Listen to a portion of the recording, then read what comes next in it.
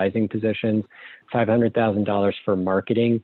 As a result of COVID and our response, we put about $500,000 into for facilities cleaning and retrofits. That would be where we need to put plastic barriers, walls, things like that up, which we're working on right now to expedite the face-to-face educational opportunities and try and get back up and running as quickly as possible. So we have money in the budget to help support those kinds of costs that may come up. We're expecting $1 million in academic efficiency savings, and I think Dolores will be talking a little bit later today about the streamlining of this class schedule and the reducing the number of sections offered. And we're expecting that we'll be able to achieve at least $1 million of academic efficiency savings there. We talked about, and the board went through the capital budget last month. It's an $11.7 million in capital budget. That's on top of, when you see the budget, there's a lot of money set aside for pre-existing projects, the Center of Excellence project, the automotive technology, the applied technology, and aviation. Are also in the capital expenditures, but those were from funds that have been put into that we've had in reserve for those projects. We also have revenue bond payments, the debt of $4.5 million. That's not a change year over year. That's a pretty stable number going forward. Again, that's to help do those Center of Excellence projects. And then we have money put in for lease purchase and the possibility of doing certificates of participation during the year, should we decide to do that and issue some intermediate term debt that would be outside of expenditure limitation. I've talked a little bit about the COVID impacts and how we revised the budget to respond to those needs and those changes. And we've talked at length with the board about that. And then again, to reinforce the notion that we built this budget to be flat in enrollment. It has capacity to grow. Community colleges tend to be countercyclical to the economy. So as people have a hard time getting jobs or the unemployment numbers grow, oftentimes community colleges have enrollment upticks. We want to be able to provide that education, and we have reserves available to increase our enrollment and to add sections as necessary if our enrollment grows. And we talked with the board at the last meeting about the importance of having that flexibility. We've also built into this budget, and we walked through the board at the May board meeting, some scenario planning that if enrollment declines, how would we respond, and walk that through. And so we have the relative luxury to see how fall enrollment looks. And then we do have some mechanisms in place that we can reduce expenditures during the year should enrollment fall dramatically from what our expectations are. Moving forward and looking at sort of the total picture, this is the pie that shows the all funds budget and how it differentiates. The dark blue are personnel expenses. Normally that would be closer to 60 to 65% of the pie, but because we are investing so heavily in adding these capital buildings, the aviation, again, the aviation, automotive, and applied technology buildings, that we're expecting the expenses to really come in this year pretty heavily. That part of the budget, this part of the budget is much bigger than normally would be the case from an operational standpoint, and then therefore that part is shrinking. In terms of actual expenses, it's fairly stable.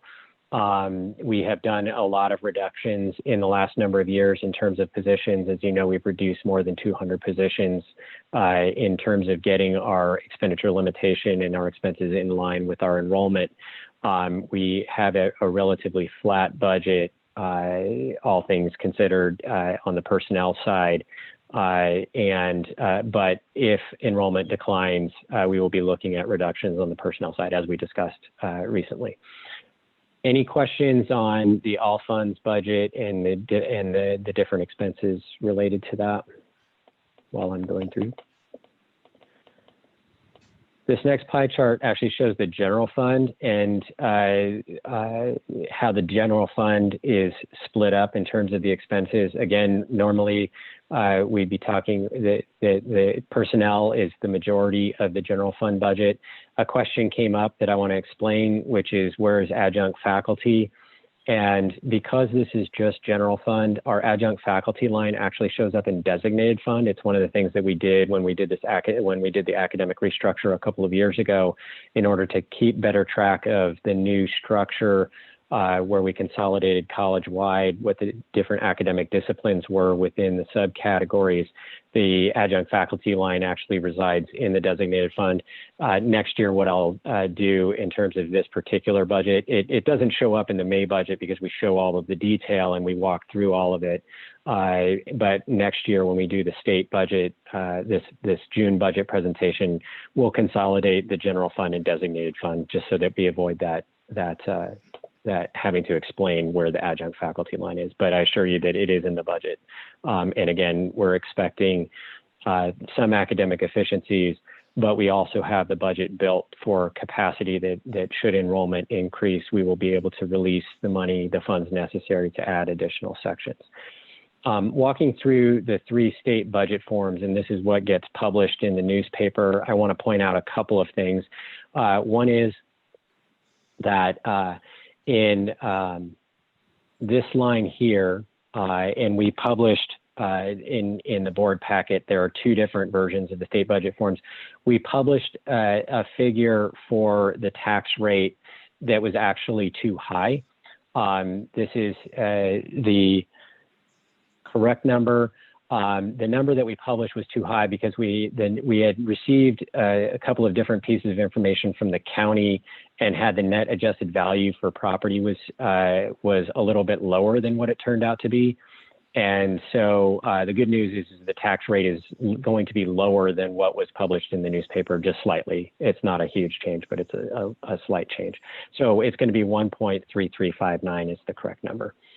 The second point that I wanted to mention is on this page, which is the expenditures that are broken down by the different categories. And the chair member Garcia mentioned a little bit ago that there was a letter to the editor in response to our budget, and it was questioning this institutional support line and why that line went up 15%.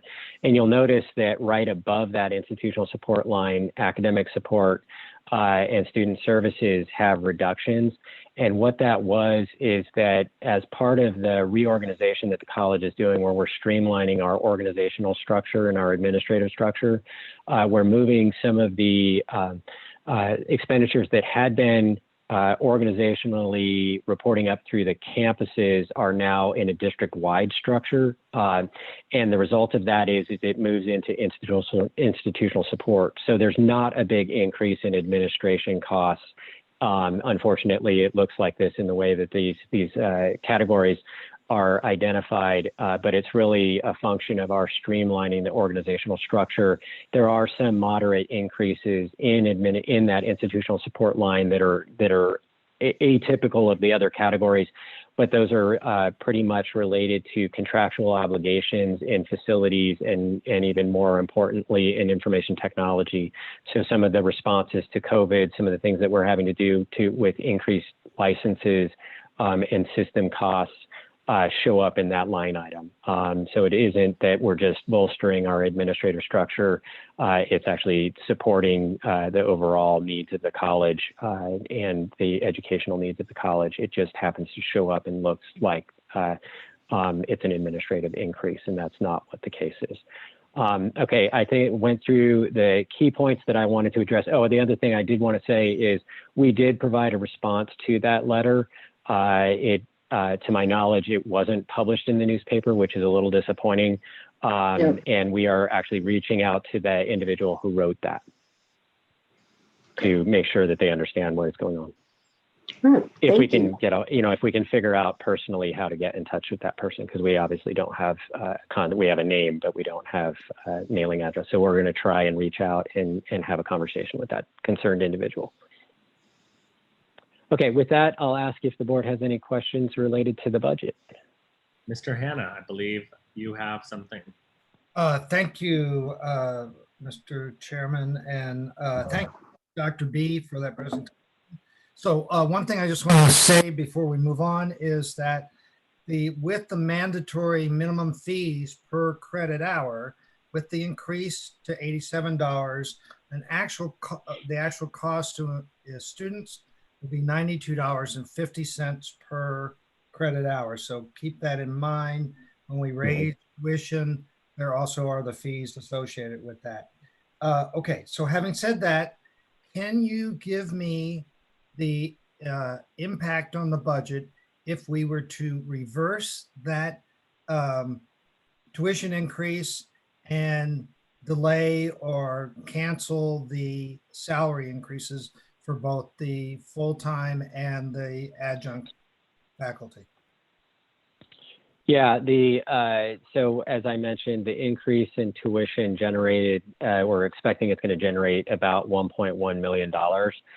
That would be fairly equivalent to that 1% COLA increase and wouldn't quite fund the entire amount of the adjunct faculty cost. So the adjunct faculty is closer to $350,000. And the 1% increase for the COLA for regular employees is close to $1 million. And how we did that when we were talking about that tuition increase was that's where the academic efficiencies came in. So we had a reduction that was also helping to fund the advising positions, the salary increases, and the adjunct faculty line increase. So I'm sorry, we would be even, or we still would not. It would cover about the, so the easy way, just sort of easy way to think about it is that it would enable, we would take away the 1% COLA, take away the adjunct faculty increase 1%, and you could probably do an adjunct faculty increase of 0.5%. Okay, all right, thank you. That would come close to balancing. Okay, second question is, did you include in revenue the amount of funds that we got from the CARES Act that weren't directly distributed to students, that went to the college to take care of some of the priorities you listed on the expenditures? Yeah, really, we're going to end up spending that money prior to the start of this fiscal year. So we've already obligated a large majority of it, and the board approved and authorized the purchase of a lot of information technology equipment. So a lot of the money that would have technically not gone straight through to students, really it's about $2.5 million, and we're dedicating that money to buying that technology, and that will happen this fiscal year. Okay, thank you. Mm-hmm. Are there other questions from board members? Anyone? Ms. Garcia, Dr. Hay, Mr. Gonzalez? None? Okay, so I'm going to call for public comment. Public comments will be permitted regarding the proposed budget. We did not receive any pre-arranged requests to speak digitally. Is there anyone at the district office who wishes to make a comment, who has completed a comment card regarding the registered on the online portal or in person? There are none, Chair Klinkle. There are none. Okay, with that, I'm going to adjourn the public hearing. And now I'm going to convene the special meeting to consider two motions. So having met the requirements prescribed by state law, do I have a motion to approve the Pima Community College District property tax rate and levies for fiscal year 2021, which we are not raising, or which we at the last meeting said we were not going to raise? Correct? So, Mr. Sullivan, could you please provide some guidance? So, I'm simply calling for if there is a motion, and if there is none, then we will move to the next item. So the other way to do this is to call for a motion for a levy neutral tax rate, which is what the current budget is based upon. And then we could do a roll call vote so the board can affirm that that is in fact the appropriate rate to be used for the upcoming fiscal year. Do I have a motion to approve a levy neutral tax rate for the fiscal year 2021? So moved. Is there a second? Second. Okay, is there any discussion? Okay, hearing none, we'll have a roll call vote. Mr. Sylvan? Mr. Klinko, Yes. Dr. Hay, Aye. Mr. Hanna, Yes. Ms. Garcia, Yes. Mr. Gonzalez. I believe Mr. Gonzalez is muted. Yes. Thank you. Okay. So the vote passes unanimously. Item 2, having met the requirements prescribed by state law for the review of the college's proposed budget, do I have a motion to approve the proposed budget for Pima Community College District for the fiscal year July 1st, 2020 through June 30th, 2021? So moved. Is there a second? Second. Okay, now we're going to have a discussion. Is there any discussion on the proposed budget? Mr. Klinko? Mr. Yes, I would like to propose an amendment to the budget that we reverse the increase in the tuition and delay the increase in salary for the full-time faculty. Okay, is there a second to the motion?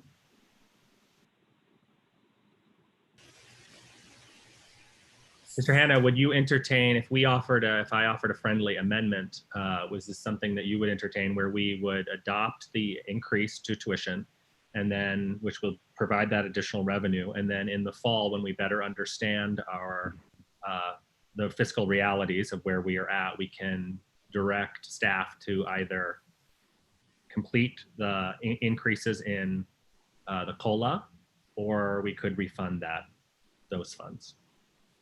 Mr. Chair, if I might, so maybe this helps to keep in mind that this budget is really a planning document. If the board wishes to reduce expenditures in any area at a later date, we can do that by setting the budget. What you're doing is setting the outermost limit on the expenses. So if you reduce the budget today, you cannot go back during the fiscal year and increase the expenditure, but you can reduce the expenditure. So it's just something to think in mind about how you want to proceed with the adoption of the budget. Maybe now go on and second Mark's motion so we can vote on it. Okay. So there was no second on the substitute motion. I know, I'm seconding his motion. Okay. So is there any additional discussion on Mr. Hanna's motion? I have a question then. Yeah. By not approving this, that's what we're doing, right? Not approving it, we're making an amendment. No, we would approve it, but the caveat is that we would, Mr. Hanna's motion is that we would not increase student tuition, and we would not do the increase in compensation. So those two things would not occur.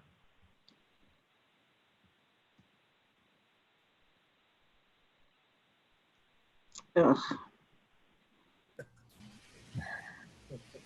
I got it, no. And then I offered him an amendment, which I don't think went anywhere, which was that the amendment offered to the alternative motion would be to go ahead and approve the tuition and not reverse the tuition, but hold on the proposed increases, which could or could not be funded when we understand the fiscal reality of where we are in the fall based on enrollment. Okay, so for your motion, No, so to be clear, that amendment, my amendment, did not attach. pass. It just didn't attach. It was a friendly amendment, and Mark sort of shook his head. No. And Okay. and Meredith seconded Mark's motion. So now we are having a discussion about the emotion, not the underlying. Okay.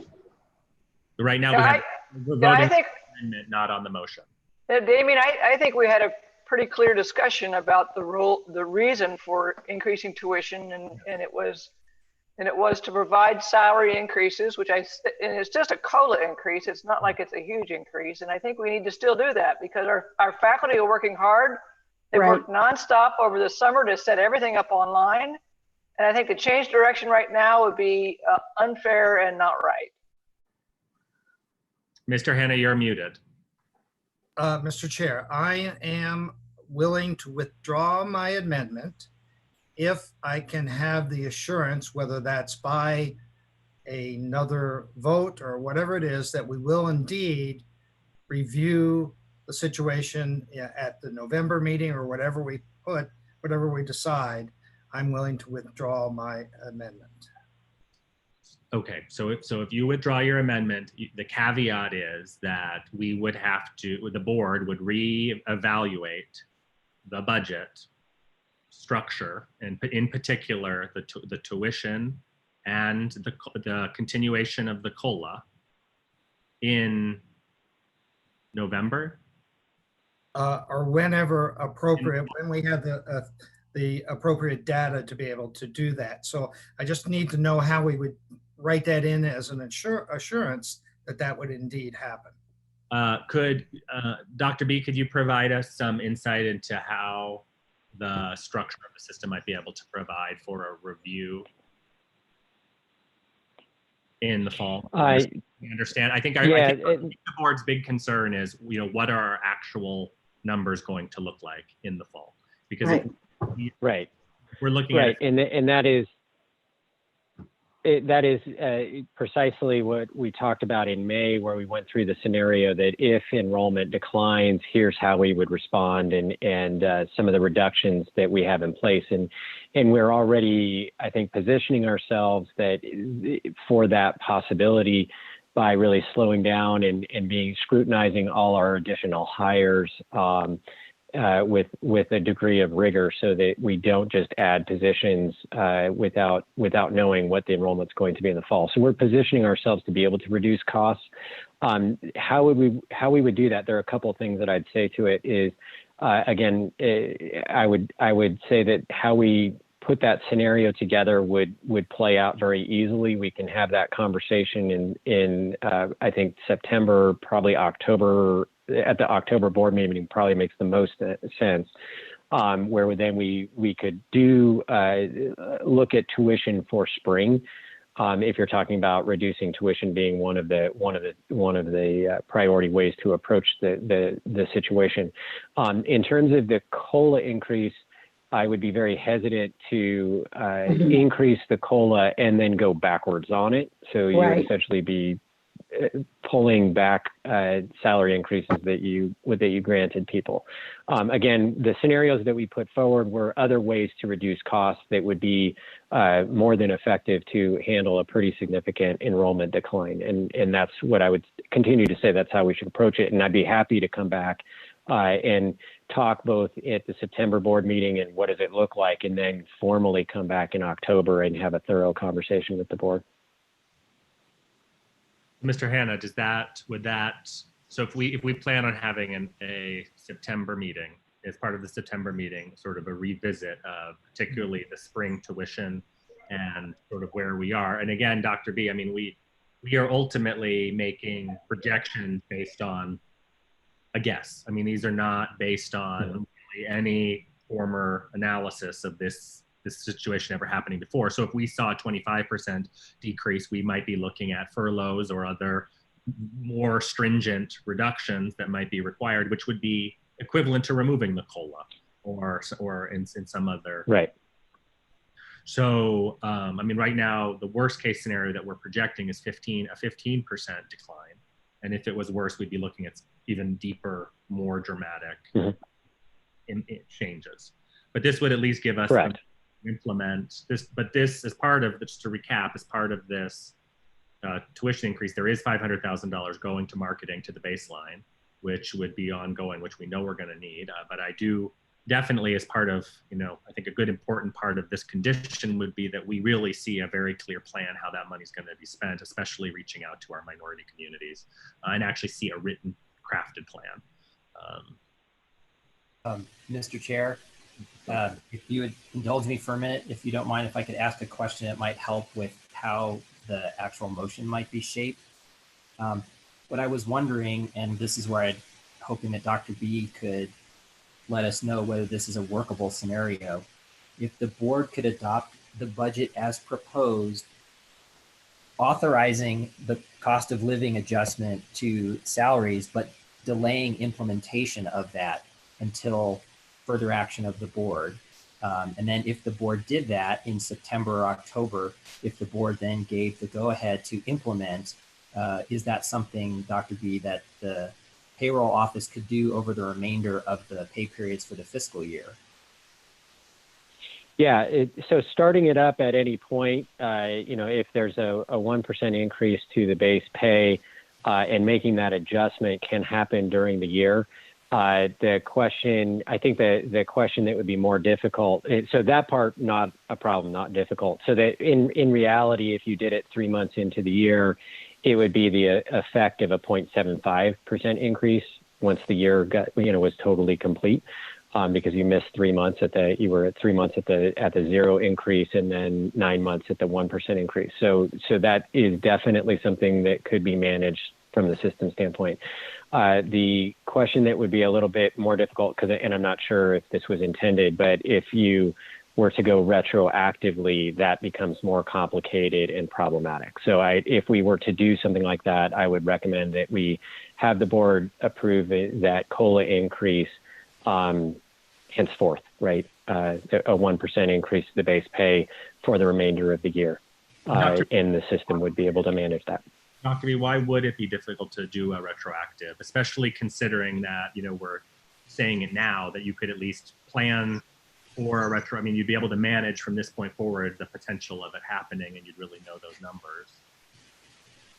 It's a much more difficult workaround because the system handles prospective payments very easily. You just say, this is how much you're paying a person, and it spreads it out over time. What has to happen is you'd have to go back and say, how much did they not get? And I'm not saying it would be manual. Historically, it would have been manual, but it would be, we would have to have some algorithms that would calculate that out. And there's always opportunity for getting it not quite right. But it is possible. I'm not saying it's impossible. I'm just saying that it's a bit more problematic. I would think an institution with our resources would be able to find a solution. Okay, so what does everyone think about that concept? Mr. Hanna? So let me just be clear that I certainly feel our employees deserve the COLA, if not more than that. But my concern is that in this time of economic insecurity, that we would raise the tuition, our most valuable asset are our students, and to charge them, to increase the burden economically on them in order to come back to school and get the kind of training and degrees they need in this time of economic security seems to me an undue burden on them.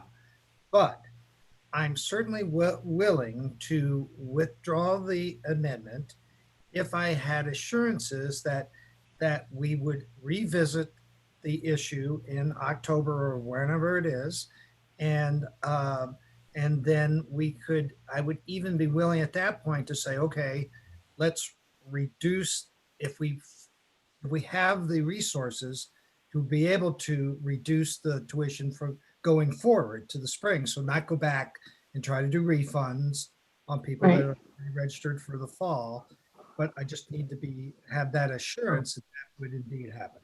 But so, Mr. Hanna, I think the intrinsic, and that's, I think, what Mr. Sylvan was trying to get at. Once you implement the COLA in the spring, the only way to refund that money would be to take that COLA away.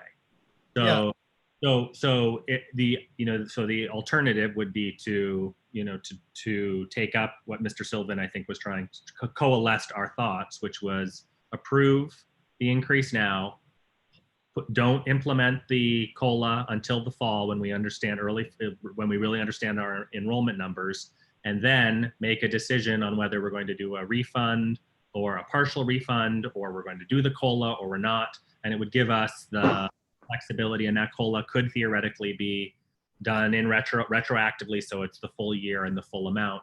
We would just have a better understanding of where we are. And if we are above 15%, it shouldn't be a problem. And if we're below 15%, we would be able to revisit what the options are. And if the board felt that the tuition increase was really hampering the ability of students to come back, we could just simply not move forward with that at all.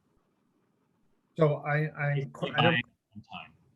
don't understand. So I understand we would delay the COLA. Would we delay the tuition increase as well? No, my understanding is that the tuition increase would occur now, but in the fall, if we were delaying the COLA, we could refund that money to those students, and we could not continue it moving forward in the spring, or refund a partial amount of it based on what hadn't been spent on those other things. I just saw Dr. B's head explode there with because it seems to me that would be a harder task to do than. We just were able to, through, I mean, again, to Norma's credit, we were able to disperse all of that CARES money very effectively and very quickly. And so I think giving back $2 per credit would be something that we would be able to manage. Again, basically all this is a way of moving the can down the street, bringing in a little more revenue that would be able to go to the COLA. But if it turns out that we are in really a financial world of hurt in the fall, it would give us slightly more flexibility. And maybe we should hear what Dr. Lambert thinks on this. Mr. Lambert? So yes, so the way to, I think, to kind of think about this is, and this is, I may differ from Dave on this, and that is, I would adjust this on the expense side come September or October if we have to make the adjustment. We have already factored in that we can account for a 15% reduction today. So then I would just adjust the rest of this at that same time. So because we're talking about going below 15% and the negative in order to make adjustment. Now, with that said, if we don't do the tuition increase, that right there cancels out the pay increase. Just right there. And I would say you do it now instead of later. But we can adjust regardless of the circumstances because we're prepared to do that.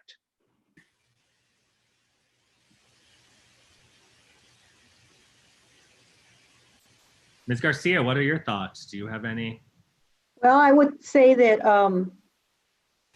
I wouldn't want to go do a retroactive. There's a possibility that we could later on at the COLA, depending on what our enrollment is. Is that correct? No, the COLA is dependent on the tuition increase. The tuition increase. Yeah. So at this point in time, we would vote no on both of them. If you're voting no, if we're undoing the tuition increase, we would not be moving forward on the COLA.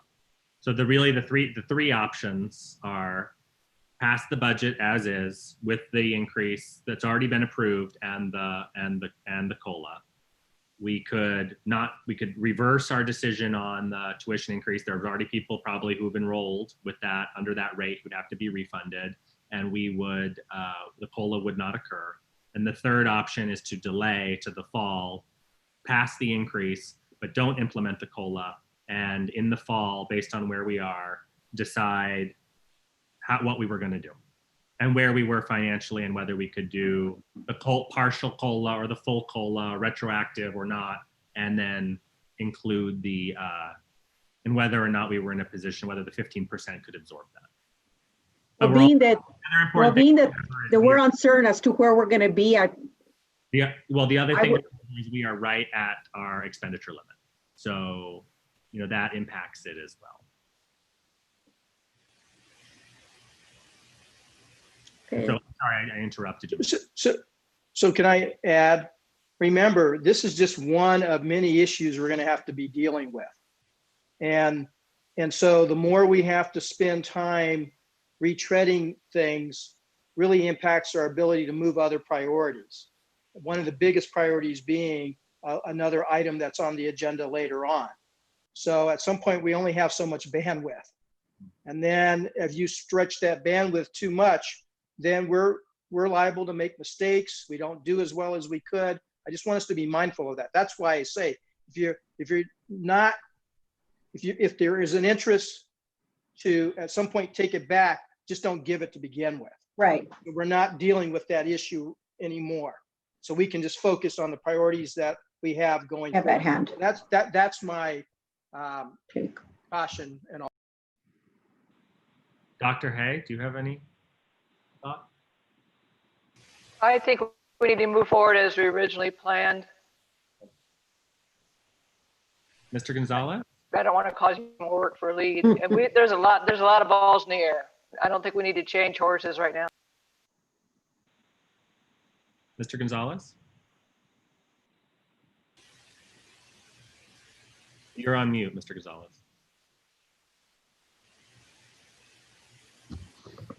I also agree that we need to, as you mentioned a while ago, the pass the budget as it is, with a plan 3 in reference to say where we at or review in October.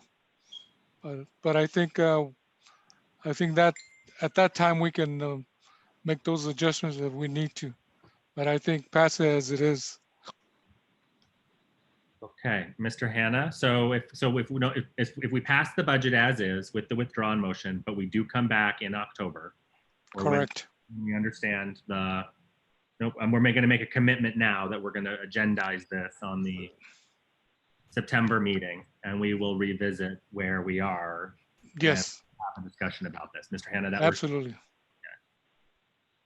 Well, I'm sorry, but I don't think I understand, because I thought I heard the chancellor just say, either do it or don't do it. If we do it.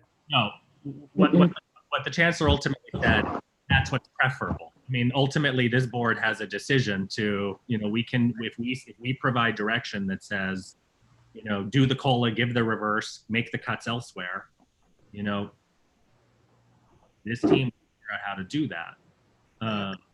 I get that. All right. My concern is that that would be such a hard thing to do. It would be pretty tough to us to vote to reverse. Once you've got the money in your pocket, it's not likely you're going to say, "Oh no, that's okay." So why don't we do this? Why don't we just go ahead and vote on my amendment, and it either passes or fails, and then we can do whatever we want later on. If we decide to relook at it, we can. But so now here's the thing. So you've withdrawn your amendment. So now you have to reintroduce the amendment and find out if there's a second. No, I just said I thought about withdrawing. I didn't know. Oh, I thought you withdrew and we accepted the withdrawal. Okay. Oh. So we have an open amendment. Let's go ahead and vote on the original amendment, which would be to no COLA and no increase. That's the amendment to the budget. So it's the approve the budget, but we would reverse the tuition increase, and that we would be no increase to our employee salaries.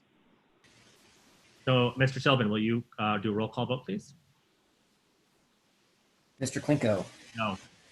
Dr. Hay. No. Mr. Hanna. Yes. Ms. Garcia. No. Mr. Gonzalez. A no as well.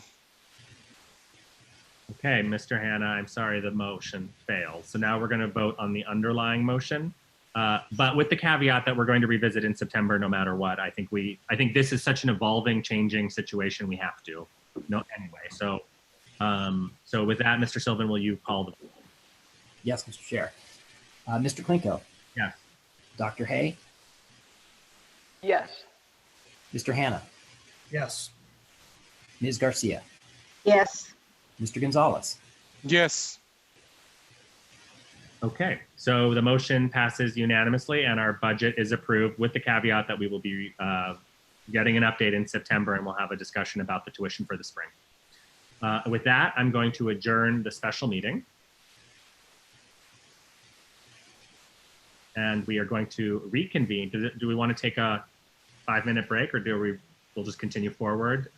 We are going to reconvene the regular meeting. And we're going to begin with our public comment.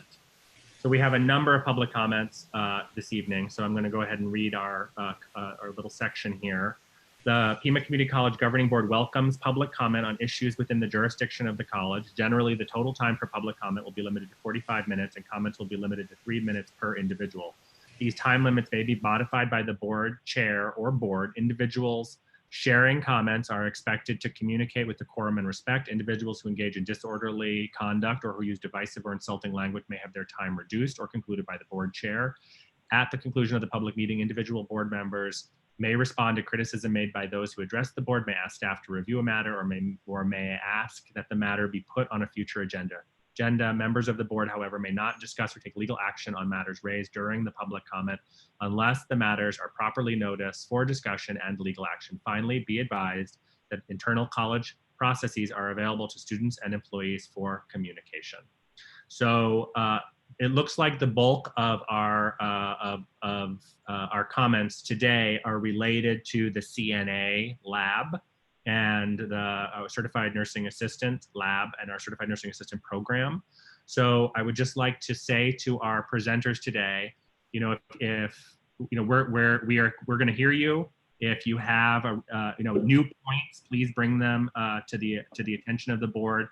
Whoever makes the initial comments, please present the full argument if possible, and try not to repeat the concerns. We're going to start with Carol, who is the first person who we're going to hear public comment from. And again, you have 3 minutes. Ms. Williams? Can you hear me? Yeah. Sorry. Okay. I'm actually the program coordinator of the CNA program, and I just wanted to bring a lot of my concerns of the program to you. But first of all, I do want to say we thank you very much for all you've done during this pandemic, because we know you've worked as hard as we have to keep the programs going. And so we really thank you for everything you've done for the students and us and employees. So my concern about the program is to be able to release students to take the state boards, I have to comp test them, and I have to do that in the lab. So at this time, I have 58 students that are waiting to be comp tested. I have approximately 30 more supposed to come in June, but we are also the testing site for Southern Arizona. So at this time, I have over 120 students plus these 58 students that are waiting to take the state board so that they can get out there and work. We thought the lab was going to be open on the 8th. I will let you know. Given the permission, we're ready to go with that. I've got schedules made, the lab's ready. It's just, I feel that we're failing our students by holding them back with this. And they're needed out there in the community, because I still work in the hospital. And I know how short we are on CNAs and PCTs. And like the hospital I work in the last 3 weeks, we've had weekends. We have been 7 to 10 PCTs short. And I have managers and everything. Hey, give me some students that's had their test. Well, nobody can test because we're closed. So, I mean, I'm begging to get to open our lab. Okay, Ms. Williams, we hear you. I'm going to ask Chancellor Lambert. I know, so we know that we are working to create a reentry plan.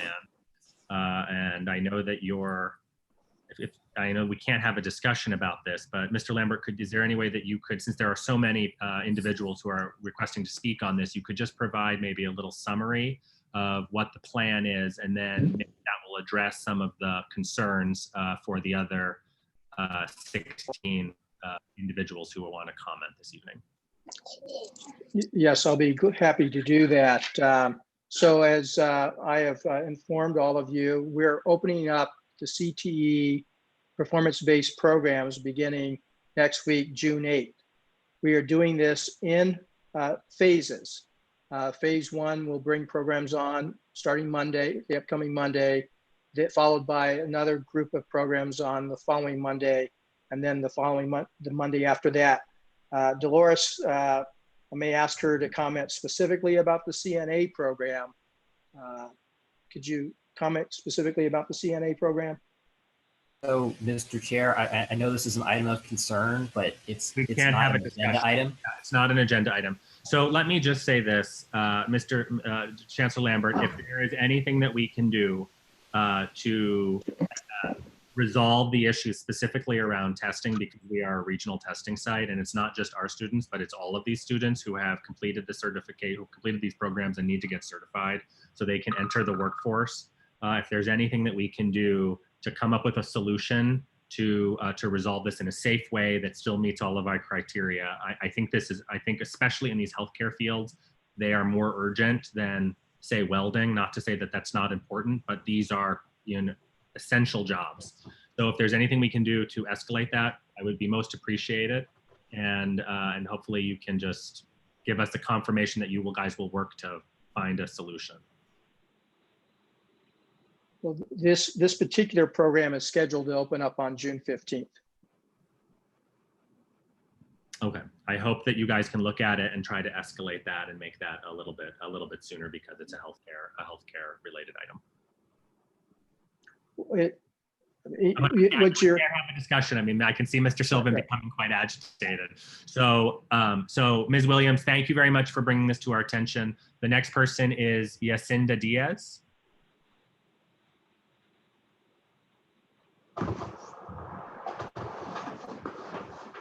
Ms. Diaz? Are you there? Milo? I don't see her in the attendee list. Okay, next we have Pauline Lopez.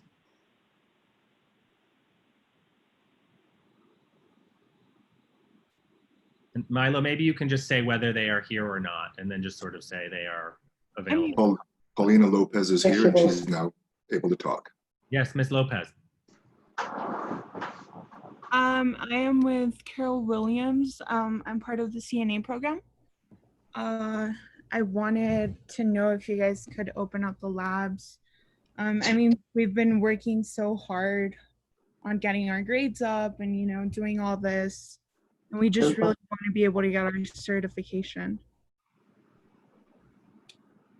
Okay, Ms. Lopez, thank you very much for your comment. You know, again, you've heard our direction to the Chancellor to look at alternative solutions. We appreciate your comment. Suzanne Jolly.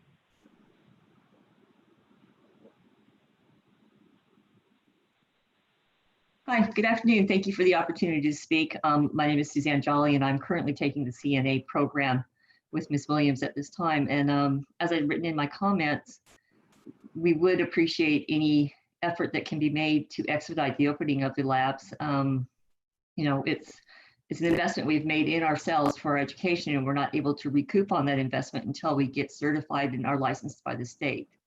So I know that there are 2 classes prior to mine that have been waiting. And so the sooner that you can expedite the process, safely expedite the process, it would be greatly appreciated. I know that Carol has put a lot of time and effort into getting things ready. And with her background knowledge in the health field, pretty sure she's got everything taken care of as far as making sure that all the students are safe. That's really all I have to say. Thank you very much, Ms. Jolly. Next, thank you. Bernini Cooper. I don't see a Bernini Cooper. Okay, Angeli Myers.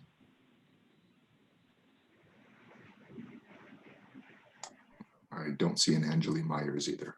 James Craig. Actually, that's going to be our administrative report. Okay, we have a Kelly Williams. Kelly, go ahead.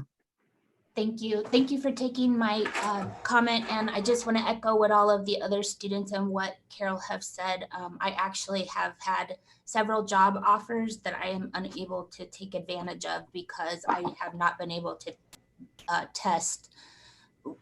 actually do the skills tests, do the BLS, and go into the board. So thank you for any consideration that you are able to extend. Okay, thank you very much, Ms. Williams. Next, we have Kimberly August.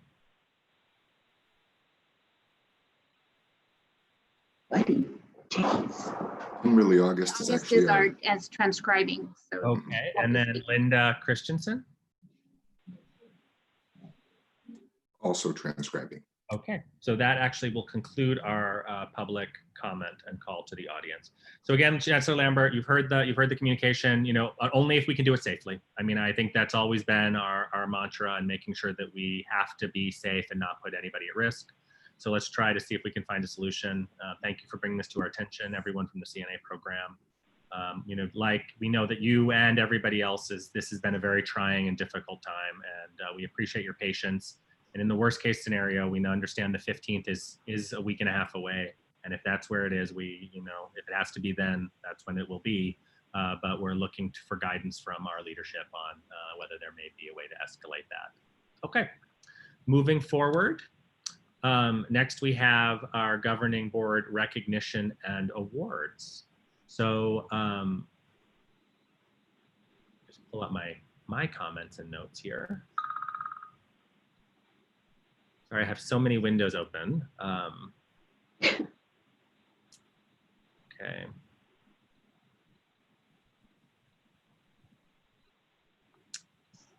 So last month, the board issued an invitation for nominees for the new Striving Beyond Award to recognize faculty and staff who have gone beyond to extraordinary lengths to ensure the college's success as we have transitioned to the virtual environment. The recipients were notified by email beginning today, and over the next 3 meetings starting now, we'd like to recognize the individuals and teams who are receiving the Striving Beyond Award. All recipients will be recognized in the Pima All this week, and I want to personally offer my thanks, my gratitude, and my congratulations for your extraordinary leadership in taking up the cause during this incredibly difficult time. Dr. Doré is going to read the names and for this meeting. And thank you, Chair Klinko. And we're going to recognize our employees over the next 3 board meetings. So I'll be recognizing the first group today. And our honorees for the award are Darla Aguilar, Jackie Allen, David Andres, Elmo Ariano, Susanna Armenta, Ed Bartkowski, Lisa Best, Donald Bradley, Joe Brown, Christy Camargo, Tiana Chavez, Elliot Choria, Edgardo Corneo, Amy Davis, Joseph Dalpra, Jesse Diaz, Reed Dixon, Kimberly Dosh, Kim Lisa Duchacella, Stephen Ebel, Pedro Flores Gallardo, Robert Foth, Edward Gallagher, Andrea Ghana, Raphael Gill, Cindy Gomez, Ian Hanna, Maze Imad, Jamie Irvin, Danielle Johnson, Patricia Krebs, Ilda Ladner, Jeffrey Lanuez, Rita Lennon, Mary Mercado, and Norma Mesta. Could we give them all a round of applause? We're very proud of our employees for their service. And the board to recognize the magnitude of the service that you've given to this college over the last 3 months. We're having hand-cut crystal awards fabricated, which we will be sending to your homes in recognition of just the extraordinary contributions that you've all joined together to make this college thrive in some of the most unprecedented difficult times. We are, as a board, extraordinarily grateful for your commitment and your dedication to this institution, and we know we cannot do it without you, so thank you. Okay. Next item on our agenda is our remarks by our governing board members, and I'm going to keep my remarks to the end when we pass a resolution. Dr. Hay? Well, I want to certainly thank the leadership of the college and the staff and the faculty for doing all they've done in the last few months to prepare the students to be online this fall, and keep the continuity of service and the continuity of education second to none in spite of everything that's going on in our families and with our college. So thank you to everybody who's just done a fabulous job. It's really been heroic. Ms. Garcia. I just want to thank everyone. I know you guys have worked really hard, and I hope that we get this thing going pretty soon. I mean, it's a difficult time. My prayers to everyone, and thank you. Mr. Hanna. Thank you, Mr. Chair. So the events of the last week are brought to the forefront yet again, the deep divides in our country, especially along racial groups, but also along the rich and poor, educated and undereducated. Community college has not only the resources, but the absolute mandate to change the latter. This college, this board must take the lead in promoting social justice and racial and economic equality by making the promise of higher education and workplace skills training available to every single resident of our community. Justice Sonia Sotomayor said, "Until we get equality in education, we won't have an equal society." So again, I echo the other comments about thank you to our faculty, our staff, our administrators on what they've done. And let's just keep Pima Community College being that force for social justice in our community. So that's all I have. Thanks. Thank you very much. Mr. Gonzalez. The same, I just want to echo what the rest said. I just want to congratulate everybody in helping the best we can in reference to Pima, but more important, preparing for our students for this upcoming fall, taking all the precautions that we need to, that we have and establish the preparedness in reference to this challenging times with COVID. But I want to thank you all and be safe. Thank you. Thank you very much. Next, we have our item 8.1, our administrative reports, and we're going to begin with our diversity and our diversity plan with Assistant Vice Chancellor for Human Resources and Hilda Ladner, our Executive Director for Diversity and Equity and Inclusion. And this also includes our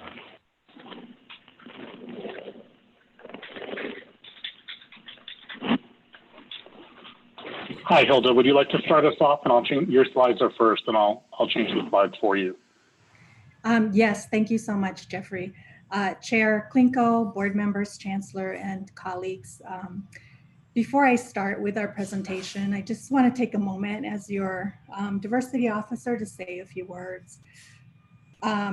First, I know that you're looking at a resolution, so I look forward to hearing that. And I want to say that it means a lot to work with a board that pays attention to the issues of social justice in our communities. It is important that we acknowledge this moment that we are in right now, and that acknowledge the part that we can play in changing the trajectory of our nation. I too am just really grief-stricken, heartbroken, and angry over the violence against our Black community. What is happening throughout our country is an expression of that pain that we have been feeling for so long. And to my colleagues, especially my colleagues, my Black colleagues, I want you to know that I hear you, and that I hold you in my heart and in my consciousness every day as I go about my work. And that I promise you that I will redouble my efforts towards the work to create a more racially just community here at Pima and throughout our world. So thank you for allowing me to say that. I'll move into our presentation here. You asked us to talk a little bit about diversity in the affirmative action plan. Jeffrey and I have prepared a report for you. It's a very broad overview given the amount of time that we have with you today. So I will talk a little bit about the diversity, equity, and inclusion strategic plan and a couple of the goals within that. And then Jeffrey will talk about the affirmative action plan. So for me, I work with the diversity, equity, and inclusion plan, which includes 6 strategic goals. Right now, I will just tell you a little bit, give you a very broad overview of a couple of them as they relate to the diversity of our workforce.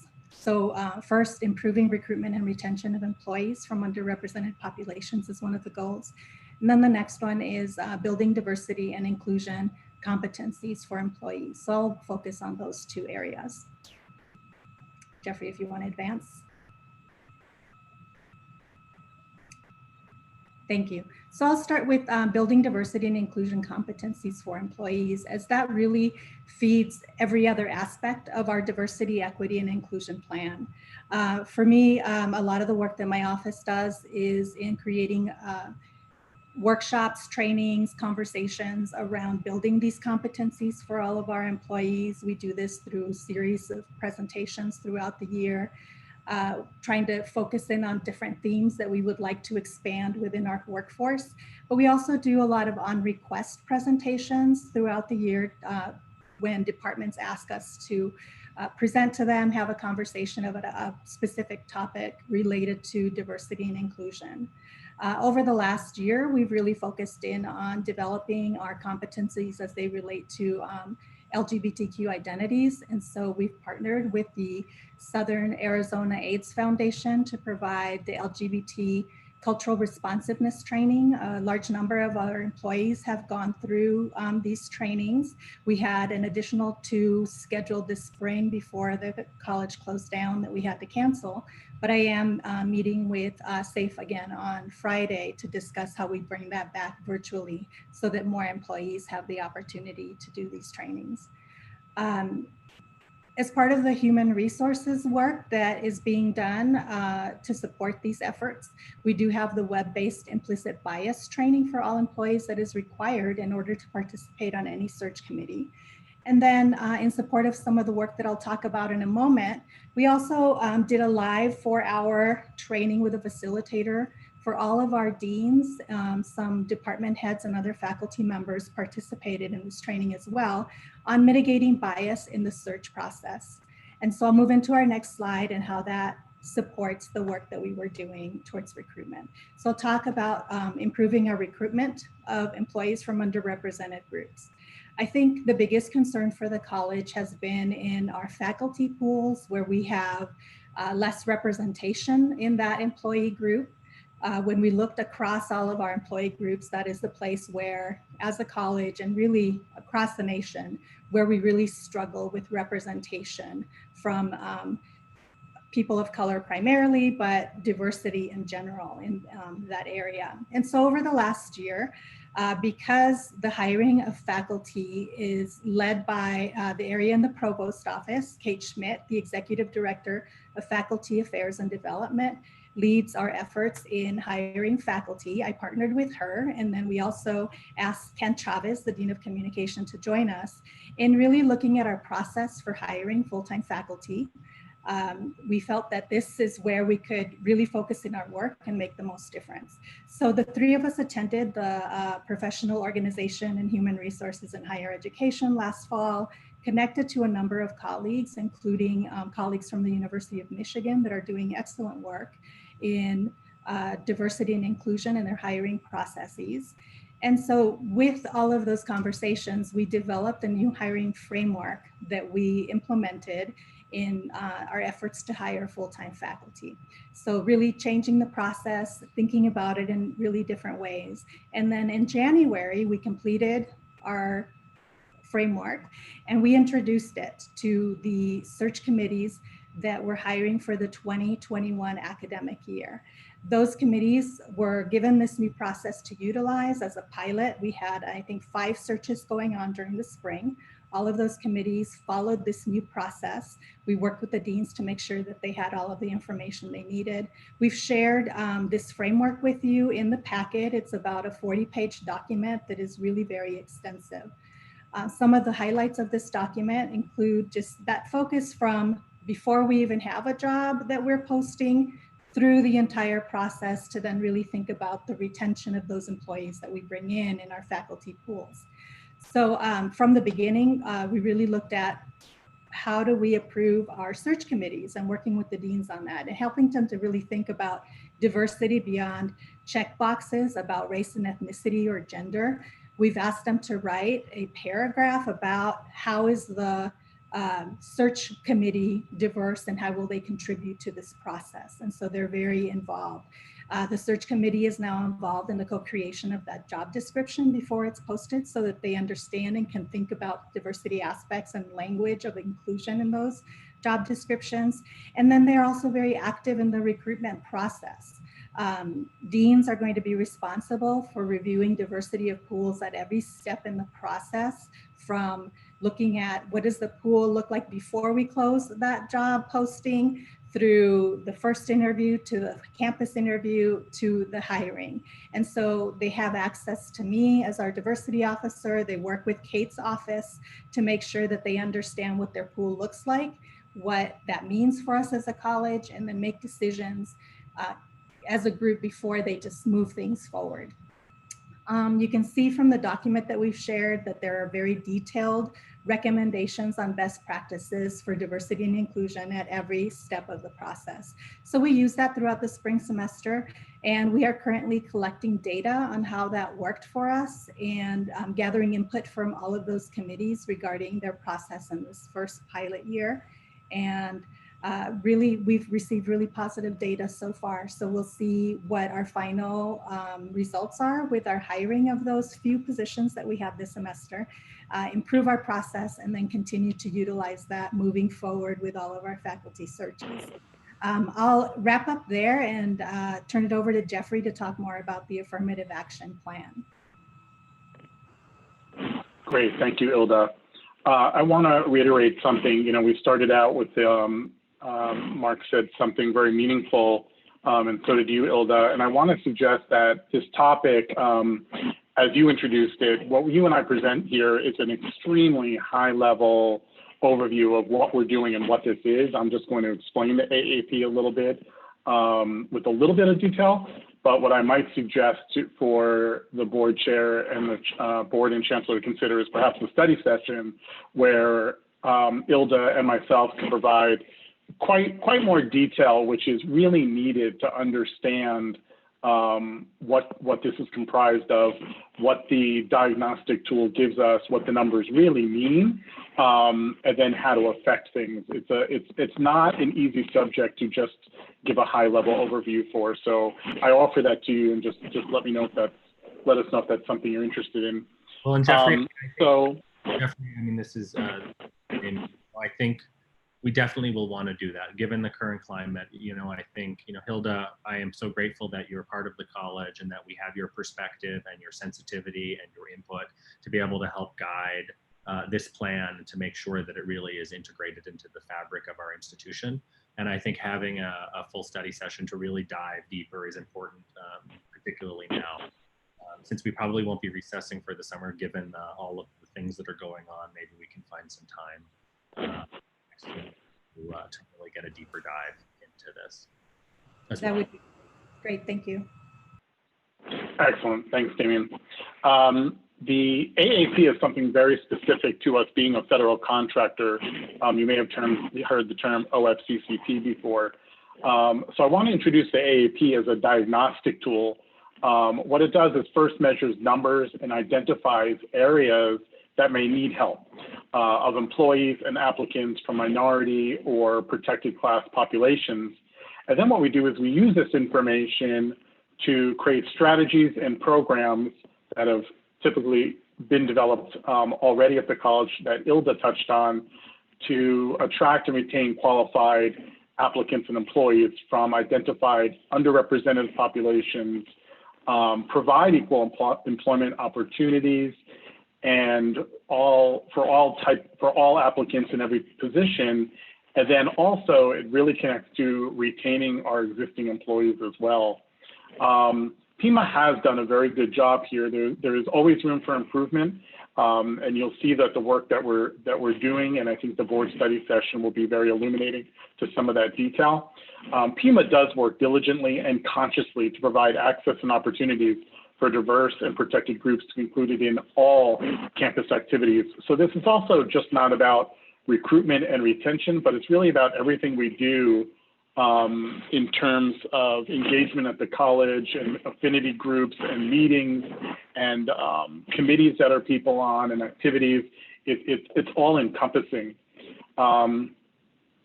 So while affirmative action focuses on measurements to guide in taking positive steps to get individuals into the organization, the diversity in the workplace works to change the culture, and that's what Ilda really works on very hard and is referencing a lot of, within our culture to value the contributions of our entire diverse workforce, provide opportunities for everyone to contribute, like I mentioned, and to be very inclusive of all staff, students, and communities in all of our decisions and types of programs. When we talk about the AAP, it's always past data. So the AAP that has been submitted and filed is really based on 2018 data. So I wanted to just give you a very, very overview, a highlight of that. Pima Community College has no adverse impact findings in any area.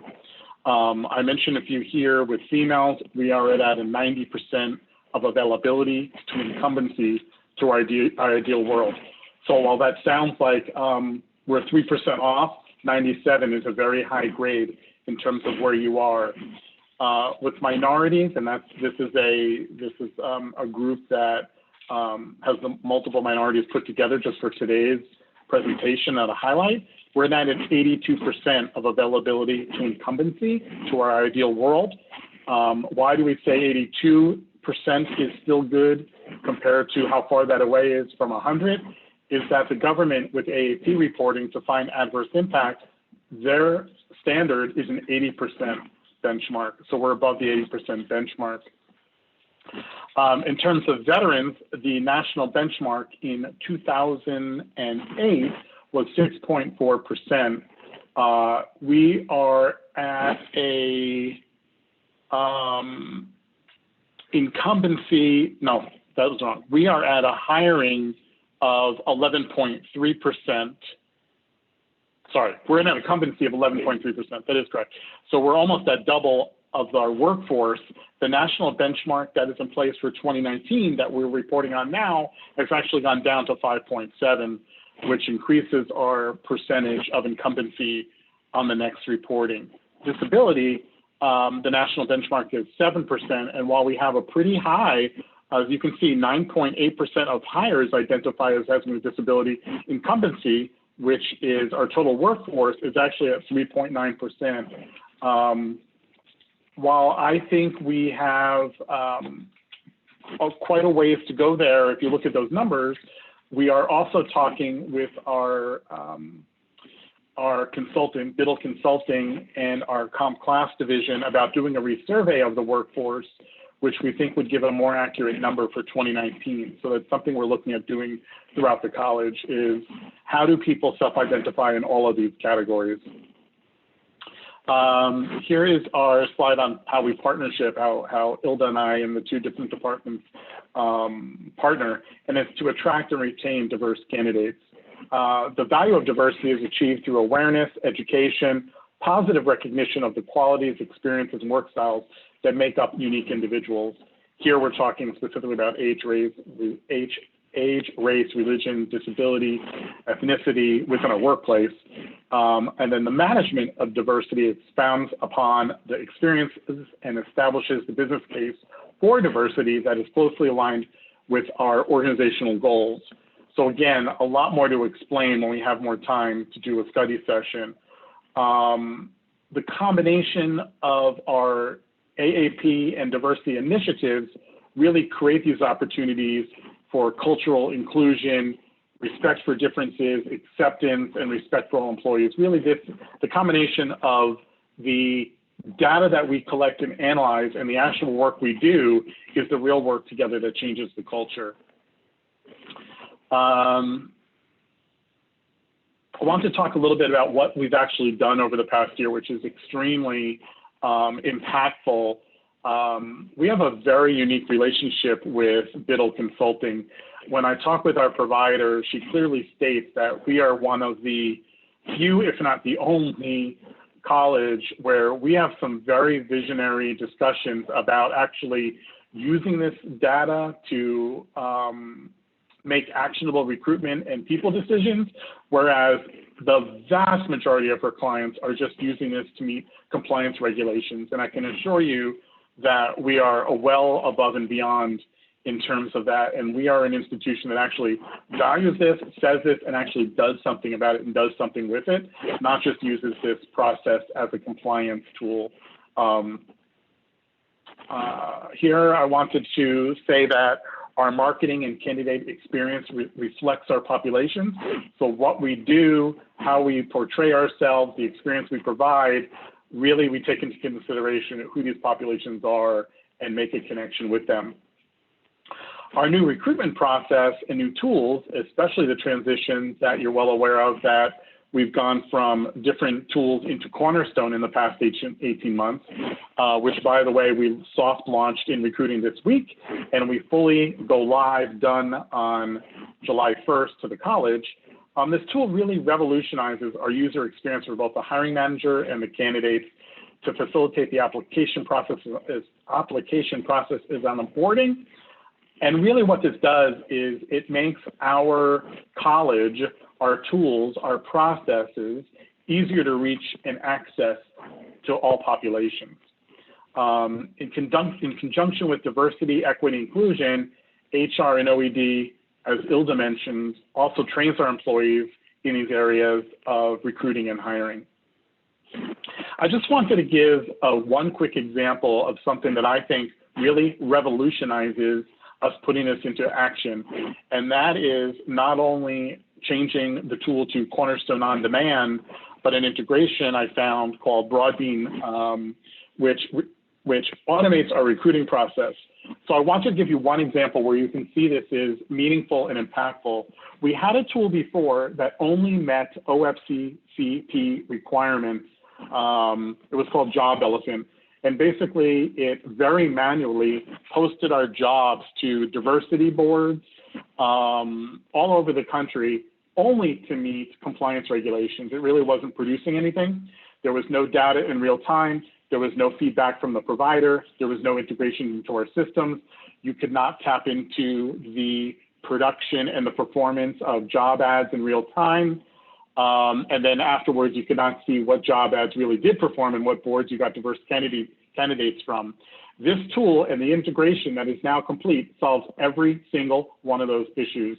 And we are able to monitor this real time, make sure what we're doing is impactful, and actually have data to look at that we've never had before in our recruiting process.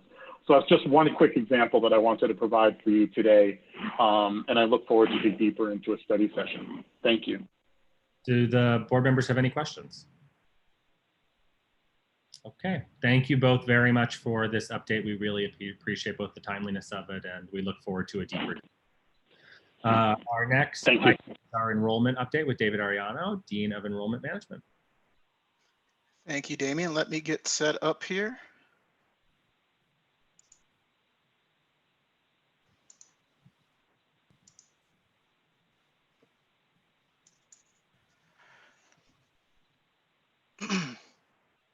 All right, so chairperson of the board, board members, Chancellor Lambert, colleagues and guests. I'm David Adiano. I'm going to provide you with the enrollment management update. First, I want to talk a little bit about summer registration. So what you're seeing on your screen there is our registered summer students. So this is from our data warehouse that is showing our headcount, enrollment, and FTSE. While it's not a direct comparison to past summers due to the COVID variations, we can see small decreases across the board in those areas of headcount, enrollment, and FTSE. But what I've also included here is our spring audit students. So the overall number of students in the institution during the summer is actually larger than the whole in summer of 19. So there's a lot of learning and support that is still going on to students despite the decreases in new summer registrations. So there's these two groups that are receiving instruction. So it's really important that we look at that. When we look at that, it's a combined head count of approximately 8,800. When we just look specifically at the registered summer students, we know through the data warehouse that 66% of them are enrolled in an online course, with the remaining portion enrolled in a virtual modality. So lots of numbers to look at, really, like I said, not a direct comparison. Also, when we look forward to the fall, while it's difficult to analyze our fall registration at this point, the registrar office has provided some registration transaction updates for fall. So this is a range from May 26th through, May 25th through June 1st. And there's been nearly 13,000 transactions. So students going online and registering for the fall. Of those, 80% have been completely done online through the Banner 9 self-service. So students are able to look at our schedule of classes, make those decisions that they need, and then go on to our online registration and complete that transaction. So promising numbers there. Again, we're not looking at fall quite yet, as it's still progressing and developing, and as we kind of sort out some of those variances that we'll need to look at coming up as we head into August. Next, I want to talk about virtual services. So for the past week, we've experienced some intermittent issues with our phone lines, but during the meeting here, we've got word from our AVCF technology that the issue with our phone lines internally has been corrected. In addition, while our telephone services team and CenturyLink and other vendors were working on our internal phone lines, we set up a toll-free number for students to call, so a 1-800 number, so to say, so that they can directly link to our Blackboard partner and make sure that they're still getting the services from our student affairs team. Also, I want to highlight what I've included here is the number of student services transactions since we've gone into remote or virtual work. I think what I really want to start off with is you see over 13,000 advisor interactions during that time frame via phone or email. So these are advisors working with students that were in the spring semester, whether it was regarding CARES funding, CEFA funding, student emergency funding, advising, incompletes, you name it there. A lot of help that our advisors have been providing. In addition to supporting students, we've also been outreaching to students. So in terms of outbound interactions, there's been over 6,000 interactions that we've been working with students post-application. So we've been drawing on that enrollment campaign and really being aggressive and working with students to get them to that registration piece. And then when we look at our enrollment advising, these are inbound interactions, and that's roughly 3,700. Those are, since we've gone to the new application, students, when they need help with the application or the enrollment steps post-application, they can email that PCC enroll. And like I said, we've got a lot of inquiries. We've been working with those students as well. So a lot of channels that we're working. The other piece I want to highlight is our call center vendor has seen over 24,000 interactions in this 3-month period. And so I've laid out a few numbers in that chart there, but you can see via phone or email, we've seen a huge uptick in the month of May with nearly 11,000 transactions going through our call center vendor. So a lot of great work, and we have a lot of great appreciation for all the work that student affairs staff are doing for our students. So we really appreciate what all have been doing to support students. And then as we look at our reentry planning, we're also continuing to look how we blend in these virtual services with in-person services, appointment-based services, so we can continue and focus and have purpose with efforts related to enrollment, academic, and program advising. We've done some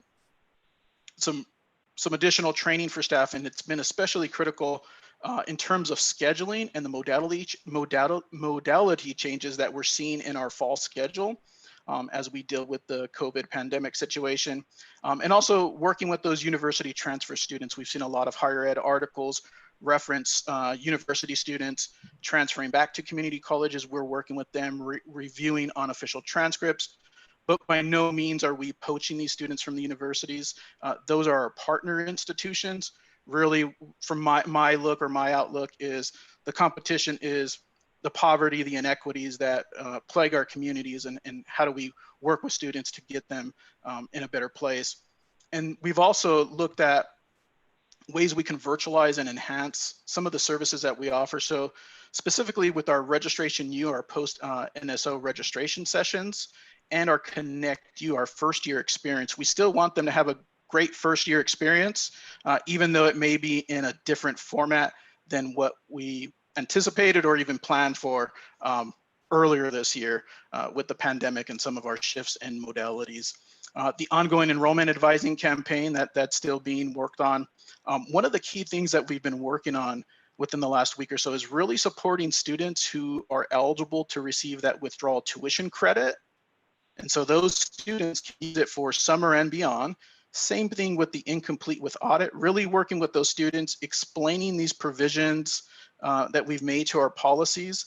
And when we look at the withdrawal students, it's roughly 3,000 students that are potentially eligible for this tuition credit. Same thing on the incomplete side, working with another additional 3,000 students. So we really want to make sure that those students are supported, they get integrated back or re-enter the college and make themselves whole with that withdrawal tuition credit, or complete that course through that audit. Last time I talked about a chatbot expansion. We're inching closer to the day where that is fully up on the website. It's up on 2 places now, financial aid and the admissions or apply to Pima page.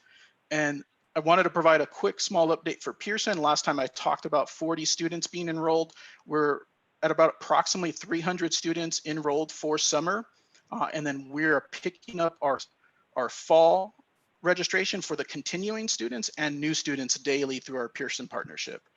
And with that, I will open it up to the board for any questions or comments you may have. Mr. Hanna, I see that you have a question. Yeah, I do. Thank you. So first of all, David, thank you so much. And thank you for the work with the incompletes and the withdrawals. You know, college is hard enough, but with all this other stuff going on, it's got to be really confusing. So thank you so much. Number 2 is go ahead and poach. That's okay with me. And lastly, I just want to know how you evaluate the effectiveness of the call centers. How do you know whether or not they're working, they're actually helping students, complaints from them? How do you do that? So there's a variety of ways. You could look at average handle time, so how long they take to help a student. You could look at how quickly they answer the phone, their hold times. You could look at did they get first call resolution? So how many times did they have to call back to get the true help that they needed? And then we also look at, they also do their own customer service experience. So as if you went to a bank or anywhere and you called somebody, they will offer a survey, and 22% of all the calls that we get, students reply to that survey, which is a pretty large amount when we look at 24,000 transactions. So 22% of that do respond back, and it's upwards of 85% positive that they've assisted those students and the student got resolution. So there's a variety of ways. We also do quality assurance on the calls. We're in daily communication. Our director of virtual services is in daily communication with the vendor, providing them updates to the knowledge base, answering questions, giving them guidance on things we're hearing from the front line. So anecdotally, if someone's telling us there's an issue, we can follow up on the back end with the vendor. Okay, are there any other questions from our board? Okay, thank you very much for your work and your continual updates. They are always great, and we really appreciate it. Thank you. Thank you. We appreciate the board support. Thank you.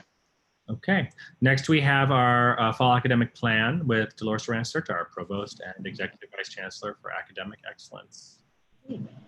Thank you, Chairperson. Good afternoon, everyone. Chairperson Klinko, members of the board, Chancellor Lambert, representatives, colleagues, and guests. I'm pleased to be here with all of you to share the academic plan. But first of all, I'd like to thank everyone who participated in completing the spring semester. We made it, we survived. And the faculty did a great job in stepping up and providing the instruction needed, staff, administrators. I'd like to also thank academic support, student affairs, turned everything virtual services right away in days. And also to my team, the Provost Executive Leadership Team, for their role with the academic side of the house and in leading this virtual transition. Also, I'd like to thank the Chancellor for his leadership and of course, the board members for your support as we made this difficult transition. But we survived. We had a wonderful graduation, of our first virtual graduation. As you know, we had the all college meeting in April that really brought everybody together for the first time in a while. So everybody was happy to see each other. And in the chat section, we saw the love fest of everyone. And that really boosted morale, I think. However, as we know in recent days, it's been very challenging for our students, for our colleagues in our Provost Executive Leadership Team. We have a diverse staff, and I feel for everyone at the college.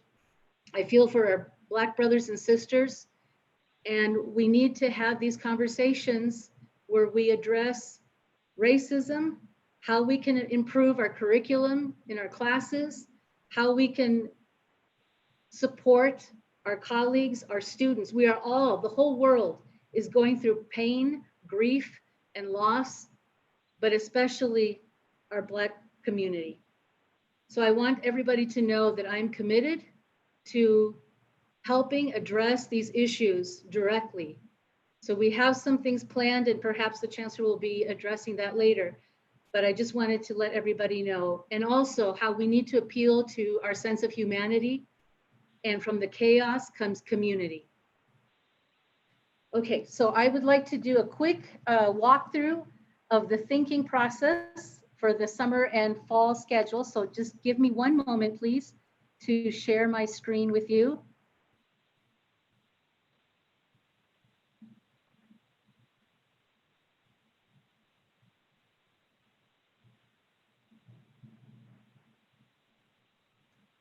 Okay.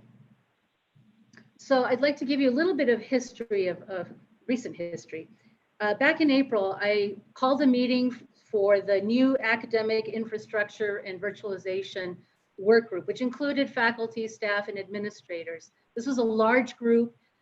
We had a great discussion, but I put it on pause until the fall semester where I'll bring everybody back together, and I'd like to include students, so we have the student lens in this work group.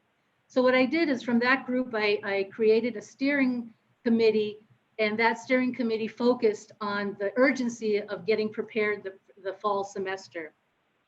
And those were Morgan Phillips, Bruce Moses, Lamada Mitchell, Julian Easter, Michael Amick, and Greg Wilson. So they made some recommendations, of course, postponing the fall registration date, which was originally scheduled for May 4th, and then it moved to May 25th. This gave us time to really work on the fall schedule. Dr. Mitchell worked with the deans and department heads very closely for several days and weeks to get this prepared. So I thank her for that. So let me show you, before I go into the next slide, this is a statement that several of us worked on, including the deans and our provost executive leadership team, on what it is that we'll be offering in the fall.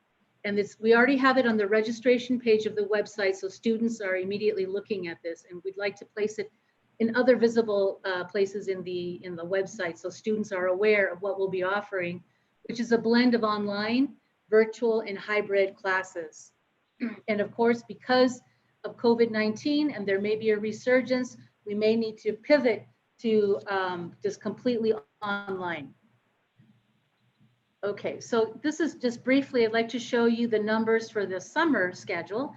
As you can see, there were a total of 1,360 CRNs. CRNs stand for sections.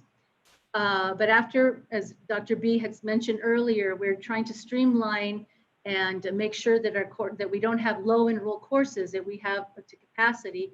We canceled some classes, and so now we have 833, and you can see the breakdown of hybrid, virtual, online, and then also the designated weeks, if they're a 10-week section, an 8-week, 5-week, etc. So you can see that overview. But what I'd really like to focus on is the fall schedule. So here we have the fall schedule. Again, we have a total of 3,539 CRNs. We canceled 445 because in worst case scenario, we're prepared for a 15% decline in enrollment. So we did a 15% cut in CRNs, and this is reflected in what we see here. So the active CRNs for the fall that are proposed are 3,092. And again, you see the breakdown of hybrid, virtual, online. And then the designated weeks, if it's 16 weeks, 14 weeks, 12 weeks, 8 weeks, 5 weeks, or less.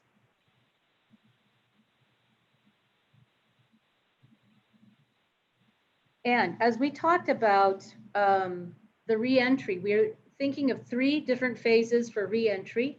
For June 8th, this is what we are proposing. You can see the list there. It's a smaller list than the next phase for the 15th, because we wanted to make sure that we are successful. We're using the summer, so these reentries, so everybody understands, are the courses that were not completed in the spring. These are the ones that have the hands-on component. So that could be, as you see here, aviation, EMT, vet tech, etc. So these classes did their portion, the theoretical portion through hybrid classes, but then this hands-on component they still need to do in order to complete their spring semester. So that's what these re-entries are. They're not actually part of the summer schedule. As I said, we wanted to start small because this is going to be our test for the summer. If we do well, if we are successful, and this is our first one, if this doesn't work, we're not going to do June 15th. So we have to make sure that we're successful, that we have the right, using the safety protocols for our students and for our employees. As the chancellor has said from the very beginning, this is about saving lives. So we have to be methodical, cautious, and precise in all these decisions that we make, because we are possibly, we are impacting our community in Southern Arizona.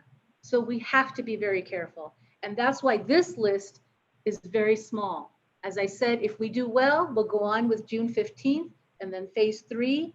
And then if all that goes well, then we'll be able to do this for the fall schedule. So I wanted to make that clear. And as far as steps for the re-entry. Sorry to interrupt. Yes. Is there any way you can give us an update in terms of all of the programs, CTE programs? I mean, I think what we heard earlier was really about testing.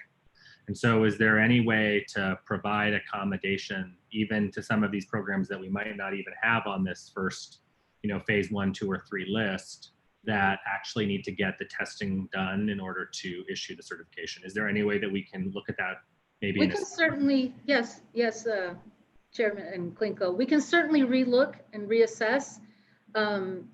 We had asked Dean Joe Gaw, to do some benchmarking of other institutions of these programs. critical care programs, and we're right aligned with the dates. So it's in June.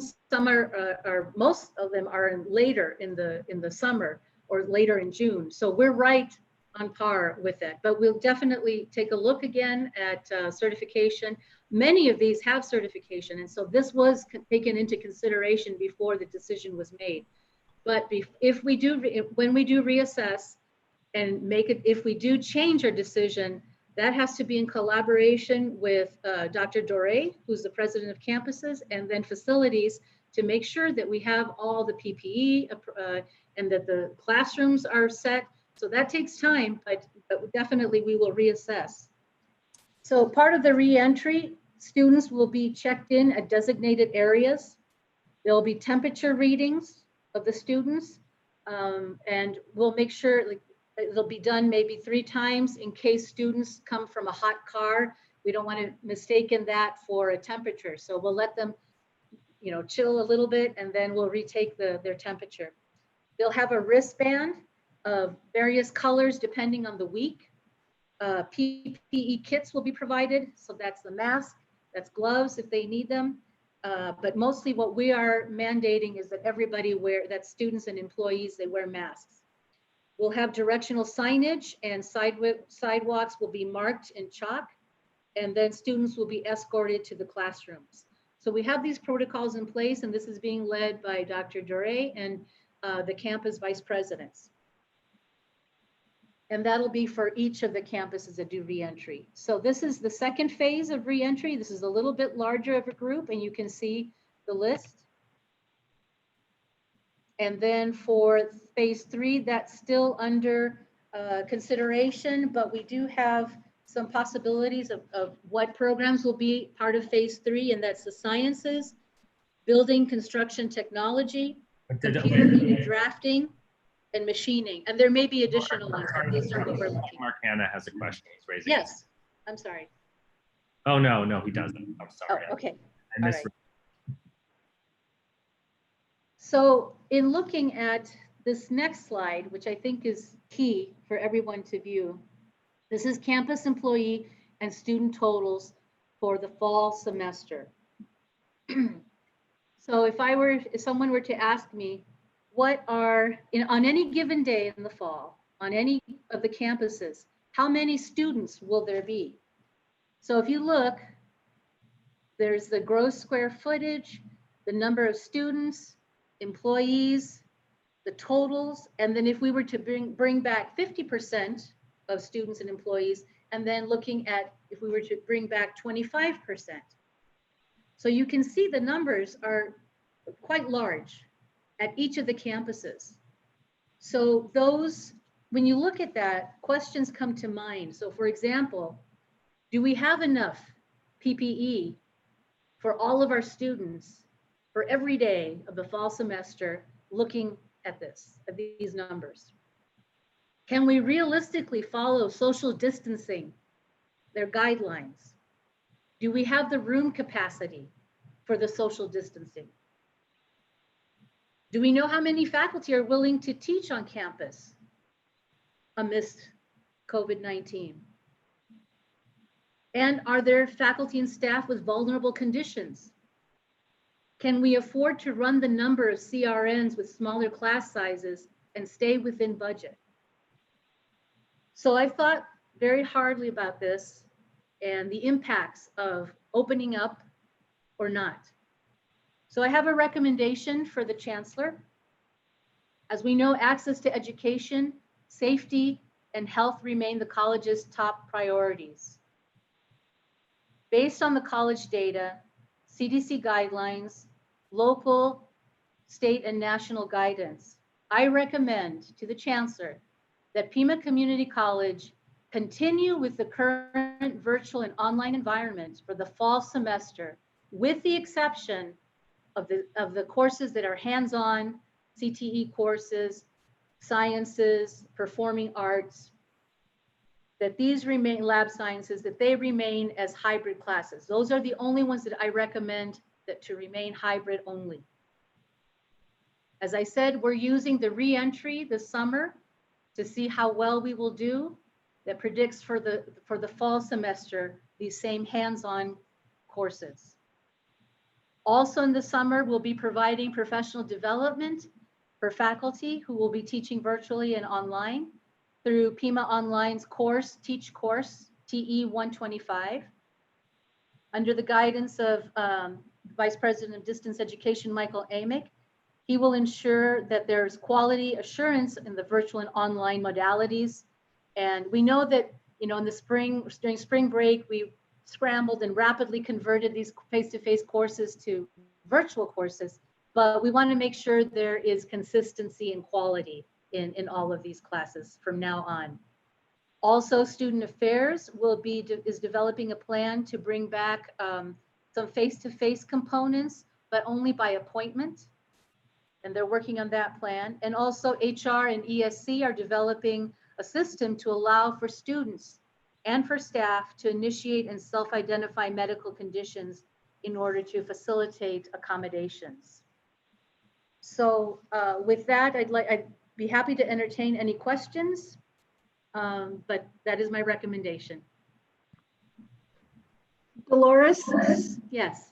I appreciate, everything that you've done. But the one thing that I would like to address is the fact that if Pima has any students out there that need to get tested or certified for something that they've already taken, that somehow we make that a priority, because we need to, they've already paid for their classes, they've already completed them.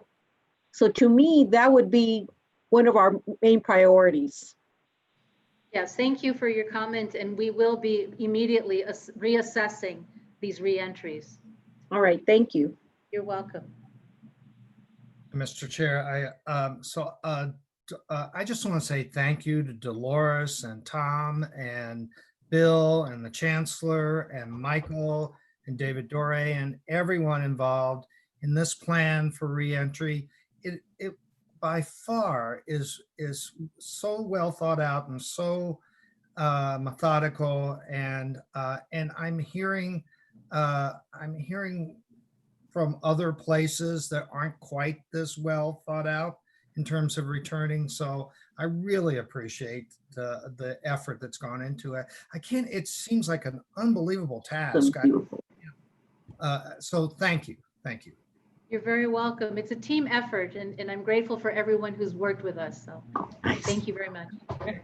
Hey, Dolores, would it be appropriate for me to mention something related to the testing to everyone? Sure. So I just want to assure the board, Chair Klinko, members of the board, colleagues and guests, just want to let you know that we actually are already looking at what we're going to do related to testing, because we have had a number of groups come to us that need to do that, like in our adult education area and other areas. And so we are actually looking at our testing centers in general and other space throughout the college district to where we could make this happen. And so just want to let you know, we are already on it. We're already assessing space throughout the district. And we had a pretty good talk last week, myself, Dave Dorey, and Jeff Thies and others about that in general. So just want to know, we're not going to leave people hanging. We're going to try to do as much as we possibly can, as Dolores said, related to reentry and with safety first in mind. But we also do know that, that our students are also trying to find work and things like that. So just want to let you guys know we're on it. Thank you, Bill. Terrific. Okay. Damian, can I say something? And it's important to note. I want to thank Dolores and her team for the fact that they came up with this. And as Mark noted, it was very thought out, very thorough and comprehensive in its approach. And I'm comfortable with taking this approach going into the fall. The other reason for making this decision now is so that we can start to prepare our faculty, staff, administrators over the summer for what's going to happen in the fall, as well as begin to work with the students to prepare them to work in that virtual online environment. So our TLC under Mays Ahmad's leadership is going to be essential that we get our faculty in there as soon as possible. This gives us the opportunity to do that, because as you know, when we were going through the spring, we had to adapt so quickly that we had to kind of force feed our faculty and everybody. Now we have some time, not a lot of time, but some time. And we're going to use that time to really create the transition so it'll be smoother than what happened in the spring. I don't know if Dolores, you wanted to add to that. No, absolutely. And I would like to again thank Pima Online and the TLC. They worked collaboratively together to make it possible to make the faculty transition and the courses transition. If I can just share with you. So just so you know, 1,916 courses moved from face-to-face to hybrid or virtual. 484 hands-on courses moved to summer so students could complete their programs. More than 1,200 faculty made the transition to virtual. And about 700 faculty received D2L webinar training during spring break. So these are just some numbers that are extremely impressive, and how we all worked together and rolled up their sleeves, and faculty, giving webinar trainings to our adjunct faculty and some full-time faculty, and Mays and Kate Schmidt working with Pima Online, Michael Amick, Jan Kempster, Reed Dixon, the Pima librarians, online librarian Keith Rocky. I mean, everybody. It was just amazing. So I know I keep saying this over and over, but it was an incredible feat. And Mark, you commented perfectly on what has happened and how coordinated and organized we are trying to be and anticipating the future. And I think we're going to come out helping our students better than ever. Thank you. Well, we really appreciate it. So now we're going to move on to our next item, our reports by representatives to the board. I believe Mr. Lopez had to step out. Hello? That's correct. I believe, yes. Hi, I'm in. Back, so. Hello. All right. Mr. Lopez. Hello. Yes, can you hear me? Yes. Hello, can you hear me? Yes. Okay. Okay. Chairman Klinko, Chancellor Lambert, governing board members, colleagues, and guests. A written report was submitted. Basically, the big news in our staff council is that Jewel Nadeau had to step aside from her chair position due to work-related activities that she really has an interest in, that she needs to devote more time to. And also, we're going to miss her. So Gloria Coronado has stepped up from her position and will be chairing. Our next meeting is this Friday, the 5th. And again, I want to tell everybody how much we appreciate everyone's work, and for the students that might be attending right now, that this meeting, that their interest and their energy really shows in the contacts and the efforts that have been made to engage. So we're working at it as best we can to provide more and more programming, co-curricular, and to really engage students and make this summer and next fall the best semester we can for them. And that's it. Thank you. Thank you very much, Mr. Lopez. We really appreciate it. Next, we have our administrative report with Mr. Craig.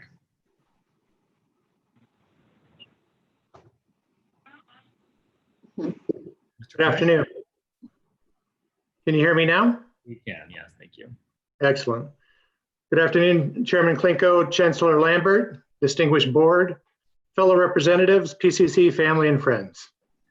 I was pleased to be able to represent PCC yesterday at the Arizona Chamber of Commerce webinar entitled Remote Workforce Cybersecurity. This was a panel interview including me, a Microsoft executive, a representative from Acronis Security, and the Chief Information Security Officer for the state of Arizona, Tim Romer. I was able to share our vision for cybersecurity education and of our Center for Excellence and what we've done and where we're going. It was very well received. And I actually have a new faculty. At the end of my presentation, Tim, the CISO, said he would love to be an adjunct and teach cybersecurity for us at PCC. All right. So I took that as an indicator that, another indicator that we're on the right track. The COVID-19 crisis has challenged the college in an unprecedented manner. There has been much discussion and acknowledgement about the intense, diligent, and rapid work that faculty, staff, and administration have accomplished to keep the college going. Administration would like to take a minute to acknowledge and thank our students who have made major adjustments in their lives and yet have continued to persist in their classes and studies throughout the spring semester. Students' commitment to achieving their academic and career goals is admirable, and we honor and respect their dedication and courage. Administration, faculty, and staff have been working diligently in preparation for a limited return for some students in specific CTE programs over the summer to complete critical labs and program and accreditation competencies. The CTE deans, faculty, staff, campus VPs, health and safety, facilities, and security have been constantly monitoring CDC guidelines, city, state, and national trends and directions. Detailed analyses have been conducted for each program returning, including gating criteria, comprehensive protocols and planning, level of PPE required, student orientations and training. We thought through so many scenarios that could come up and have a solution for each. For example, isolation, students not following protocol, bathroom and food and drink breaks, pregnant students and nursing mothers. We have put students and faculty safety first and considered everyone's opinions and their needs to feel safe. We have been in contact with the students each week with constant communication, passing on details as they come along. Administration is confident of the planning and preparation that is now in place for the selected, limited summer return and recommends that we move forward with the June 8th return schedule. Thank you. This concludes my report. Thank you very much, Mr. Craig. Next, we have our Chancellor's report, Mr. Lambert. Yes, well, good afternoon, everybody. I just want to first start out and say thank you to the entire faculty, staff, administrators, the board, and our students. We made it through the spring term. It just seemed not too long ago that this transition that we had to make would feel overwhelming, but we got it done and we're staying strong. I will later address the Mr. Floyd piece and so forth, so I'll reserve that for a moment. So I want to take the moment to introduce our new police chief, Harold Buddy James. Mr. James, or Chief James, I should say, likes to be called Buddy. For some of you who may or may not know Buddy, he spent 22 years of his career with the Pima County Sheriff's Department. He started out as a corrections officer and then worked his way up to being a deputy sheriff, being a sergeant, lieutenant, and captain. He's highly decorated and a graduate of the Northwestern University School of Police Command. We're so honored and pleased to have someone of his caliber and stature to be running our police department. And as you know, our police department for years, if not decades, have struggled to really find their footing.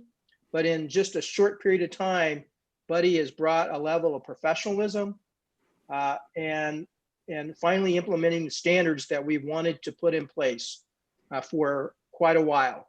And not only that, he brings a philosophy around community policing that is much needed and aligns with the board's vision and my vision for how police should be interacting each and every day with our campus community. So Buddy, why don't I give you a moment to say a few words? Oh, thanks. I think I'm blushing. I appreciate that. I'm very happy to be welcomed into this family. And I will say that working with Mr. Ward has been great. He's been a great mentor for coming into this environment, different kind of law enforcement than I've done in the past. But I've joined this family at a very unique time with the COVID crisis and some of the local things that have gone on in our own community, and the national media lately with what's happened in Minneapolis, and the different things that have occurred that, we just, as law enforcement, we see some of these things and we shake our heads for an unjustified action, as we all have seen in the media. But it's a unique time to be at Pima Community College. We're focused on the professionalism of our police department and our police officers, and serving the community and in general, keeping everybody safe. So I've basically secured a very unique role here at a very unique time with all of the unique crises that we're facing right now, specifically the COVID, reentry, and whatnot. So I'm just happy to be here, and thank you so much for welcoming me into your family. Thank you, Buddy. Also,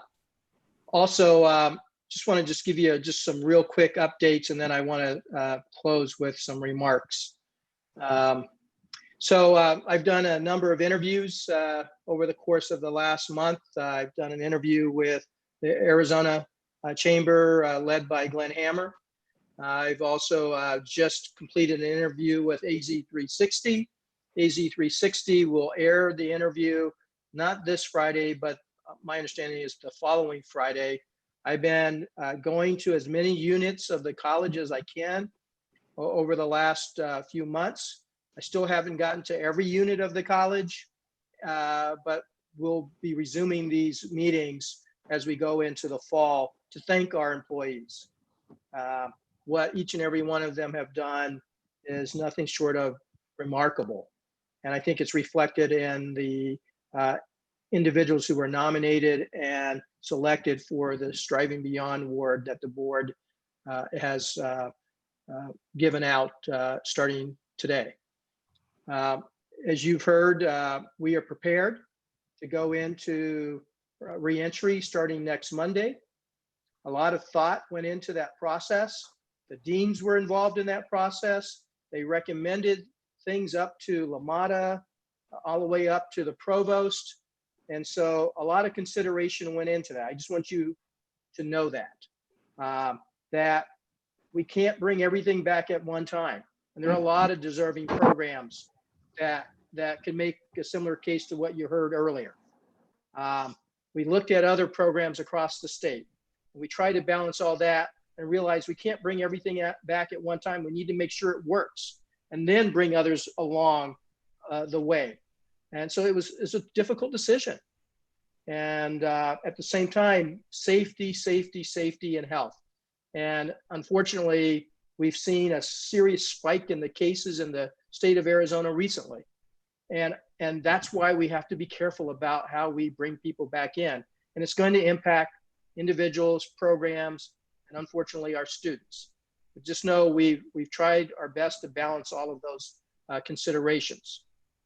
So let me end with this. And rarely do you see me get emotional, and hopefully I'll be able to not be too emotional here. May 25th may seem like an inflection point for many people in this country, but I can tell you, for many of our African-American brothers and sisters, it's not an inflection point. This is another day in the life of what's been happening in their lives, not for just this past year or the year before that or the year before that, but it goes back decades and centuries. And we have to not forget that. And then finally, I hope what comes out of the May 25th is that finally the United States realizes we've got to have a serious conversation, that it's time that we truly address what Langston Hughes calls the American heartbreak. And I don't know how many of you know Langston Hughes, a great African-American poet, but he wasn't just an African-American poet, he's a great poet. And I think that underlies what's also wrong with America. We tend to say, well, he's a great African-American poet, a great African-American artist. No, they're great artists, great poets. And I just want us not to lose sight of that. And I think I'll share this little passage from Langston Hughes that in reference to his poem, American Heartbreak. That is one of my poems about the problems of the Negro people in relation to American democracy. Perhaps we should say the problems of American democracy in relation to the Negro people, because for some reason, the Negro in America has always been called a problem. And I think we need to reframe that. It's not African Americans that are the problem. And I hope we finally do something about this. And I'll just share something that's very personal on my side of the family. So for many of you, you know, I don't talk much about my personal life. I try to maintain a level of professionalism. That's how I was raised. But I think the moment calls for it now. So on my dad's side of the family, many of you don't know this, but my father is African-American, Lumbee, and part French. So on my father's side of the family, I have the combination of African descent, Native American heritage, as well as Caucasian heritage as well. And I love all of those parts of me, as well as the Korean part of me. So it breaks my heart to see this, because the stories my father shared with me about how he was treated, that I'm fortunate that he's alive today, but he moved and joined the army so his children would not have to grow up this way. And for see what happened on May 25th, it's here. I'm sorry, I can't say much more, but I think you get the point that your chancellor doesn't get this way very often. So thank you, that's my report. Thank you, Lee. Thank you. I think your story underscores the responsibility of all of us, the responsibility of this institution to help raise people up who have grown up in circumstances that has been inflicted generationally upon this country. And this job that we all share is so extraordinarily important as part of this American experiment. And I am so proud of the work that every single person in this institution does on a daily basis because of the impact that it truly makes in people's life. So thank you, Lee. Next, we have our information items. Mr. Sylvan, could you read the information items, please? Yes, Mr. Chair, I'd be glad to. Thank you. The information items which were provided to the board as part of this meeting include the March 2020 financial statements, the April 2020 financial statements, a report from the Finance and Audit Committee regarding its activities during the 2019 to 2020 fiscal year, employment information, which includes separations and retirements. There are no new hires to report for this month. Faculty hiring of new regular faculty, individuals who've been certified as qualified to serve as adjunct faculty at Pima Community College. There's also an item about the college requested a little over $640,000 under the Minority Serving Institutions allocation under the CARES Act. That's the federal funding that was provided related to COVID-19 relief. If that money is received by the college, the information item includes how that money would be distributed to reimburse the college and students for costs incurred related to the adaptation to our current educational model as a response to the pandemic. And finally, the college has issued a letter of support for the Institute of Traditional Knowledge, which is seeking a grant from the United States Department of Agriculture under its Sustained Agricultural Research and Education Program. If that grant is awarded, Pima College students and personnel would participate in a project to collect information about regional, traditional, and sustainable agricultural practices to help build a digital library that would provide electronic resources related to that topic. Thank you, Mr. Silva. Next, we have the consent agenda. If you could please read the consent agenda. Be glad to, Mr. Chair, and if everyone will just bear with me, it's kind of a long list.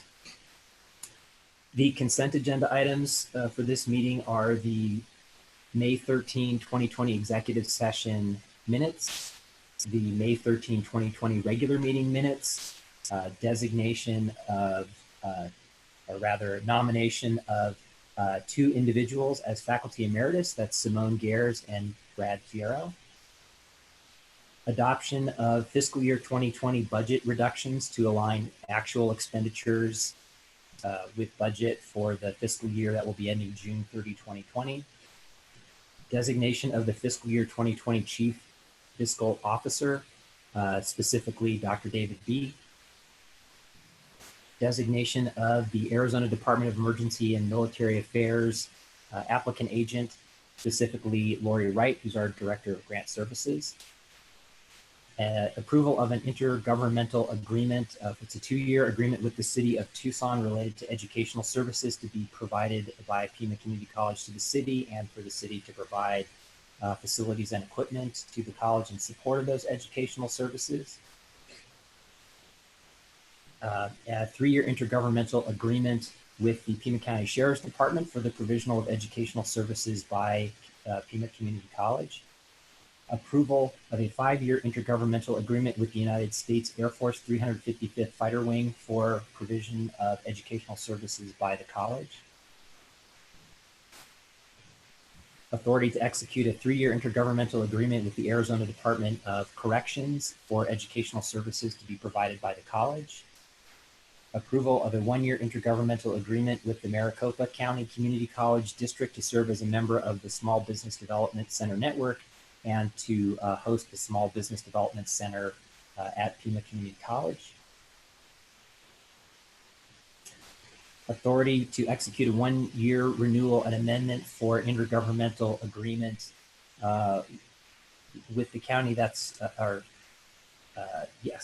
with the county for providing adult basic education and career services for adults and youths.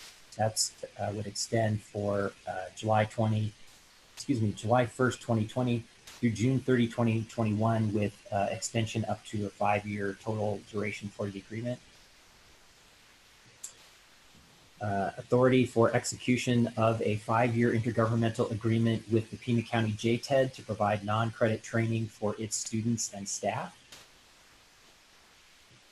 The next item is proposed amendments to a variety of dual enrollment agreements, including with Amphitheater School District, Santa Cruz Valley School District, Tucson Unified School District, and the Youth Tucson Development Corporation, which operates 2 charter schools, as well as with the Vail Unified School District. The next item is for a 1-year agreement with Copper Point Mutual Insurance Company to provide workers' compensation insurance for the college. That's a 1-year agreement not to exceed $342,000. The next item is for a 1-year agreement with the Arizona School Risk Retention Trust to provide general liability, automobile, and physical damage liability coverage with total expense not to exceed $378,710,000 exclusive of a potential for an additional $50,000 in deductible costs. That depends on actual claims filed. The next item is authorization to execute a 1-year agreement with Oracle not to exceed $305,600. That's for a variety of licenses and software computer systems. The next item is authority to enter a 5-year agreement with RBC Global Asset Management. That provides investment management services for the college for an initial 1 year with up to 4 1-year extensions, with the total cost of the agreement over the 5-year period not to exceed $450,000. The next item is to execute a contract with Solon Corporation and Tesla Incorporated, which is the parent corporation, and that's for general contractor services to move a portion of the solar shade generating structures at the downtown campus in an amount not to exceed $375,000. That movement is necessary so that we can accommodate the location, the site footprint for the new technology, applied technology centers of excellence that we're going to construct at downtown campus. And finally, the last item on the consent agenda is a potentially for a 3-year agreement with Luremark Student Insurance that provides health insurance coverage for international students. The total costs are not to exceed $660,000. The costs for that are built into the fees charged to the international students who participate in the program at Pima Community College. Do I have a motion to approve the consent agenda? So moved. Is there a second?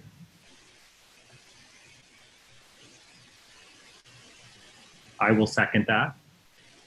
Is all in favor of the motion? Let's do a roll call vote for these. Mr. Sylvan? Okay, very well, Mr. Chair. Mr. Klinko? Yes. Dr. Hay? Yes. Mr. Hanna? Yes. Ms. Garcia? Yes. Mr. Gonzalez? Yes. Okay, the motion passes unanimously. Now we have our action items. The first is the temporary delegation of additional signature authority to the Chancellor. Mr. Sylvan, if you could read the recommendation. The Chancellor recommends that the board delegate to him additional temporary contract signature authority as specified below in the proposed motion. The specific text is included in the board report immediately following the recommendation. Do I have a motion to approve the recommendation? So moved. Is there a second? I will second that. Is there any discussion? Okay, hearing none, we will have a roll call vote. Mr. Sylvan? Mr. Klinko? Yes. Dr. Hay? Aye. Mr. Hanna? Yes. Ms. Garcia? Yes. And Mr. Gonzalez? Yes. Next, we have item 11.2, the contract for Baker Contracting, Inc. for general contracting services for the Aviation Technology Center expansion. Mr. Sylvan, if you could please read the recommendation. Thank you, Mr. Chair. The Chancellor recommends that the governing board authorize the Chancellor or designee to execute an agreement with Barker Contracting to provide general contractor services for the Aviation Technology Center building expansion. Total costs for this agreement are not expected to exceed $14 million. Do I have a motion to approve the recommendation? So moved. Is there a second? Second. Discussion? Is there any additional information that's needed? Mr. Lambert, do you want to have staff give a short? Looks like Mr. Sure. So Bill, would you provide just a brief overview on this? Sure will.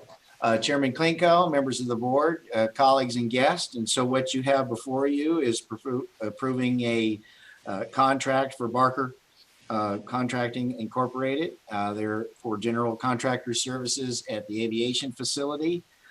We received bids on the 5/22/2020, and the two that were pre-qualified for bidding was Barker and Lloyd.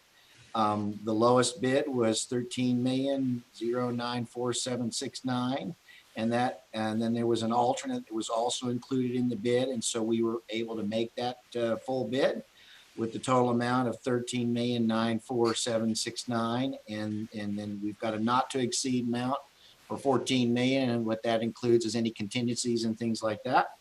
And so our goal is, as soon as you approve this, is to have the contract eventually administered to the group, and then hopefully we can proceed with this project ASAP. And so that's what I have for you, unless there's any additional questions related to the project. Mr. Hanna? Yes, I just want to be ascertain that this amount indeed is covered by the grant that we were issued for the state monies, and that we already have that money in hand, and they're not going to take it from us. Yes, we have all dollars that were received from the state in hand and are ready to go. Thank you. Are there any additional questions? Okay, hearing none. Mr. Sylvan, if you could please do a roll call vote. Yes, Mr. Chair, I'd be glad to. Mr. Klinko, Yes. Dr. Hay, Yes. Mr. Hanna, Yes. Ms. Garcia, Yes. Mr. Gonzalez. Yes.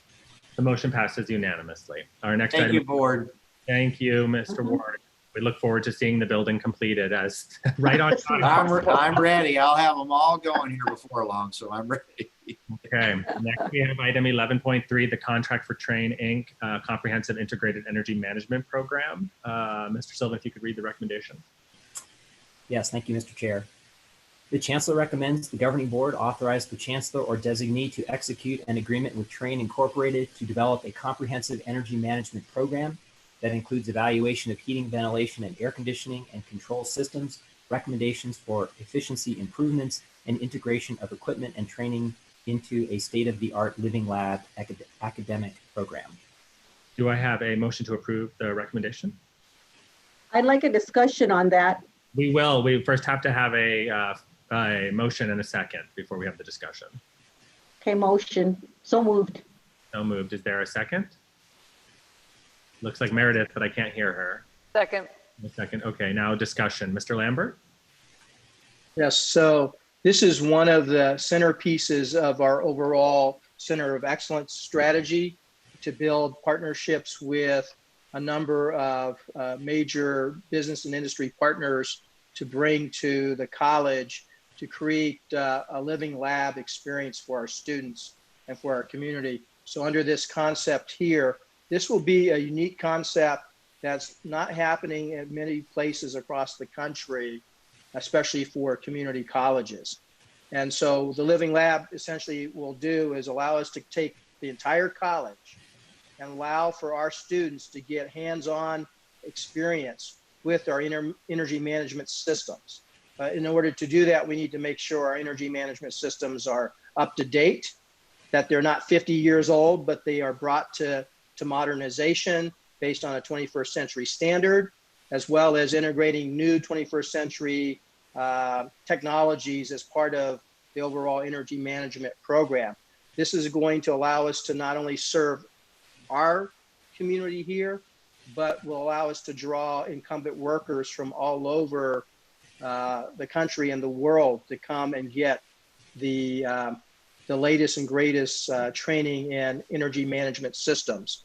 I'll share just as a corollary to this, and when I was in Shoreline, Washington, we took our automotive program, turned it into an elite automotive service training program where we might have only been training a few hundred students. We were upskilling and reskilling over 10,000 technicians a year on the latest vehicle technologies. And so this is very akin to that. And it requires a partner who has the ability to make this happen. So I'm just very pleased to say that. I don't know if David B., who's running this, would like to add to that. And on the technical side, Bill can certainly respond to any questions you might have. Yeah, I think Lee, I think, go ahead. No, go ahead. Go ahead, Maria. Well, I have a couple of questions. Okay, so my understanding then is that you're going to design a lab with this company in mind, but Train is not the company, right? It's NC3 who is the company, because they're the ones that actually they're the partners. Am I wrong? So Train is the multinational partner. Okay. NC3 is the certification organization for the energy management program.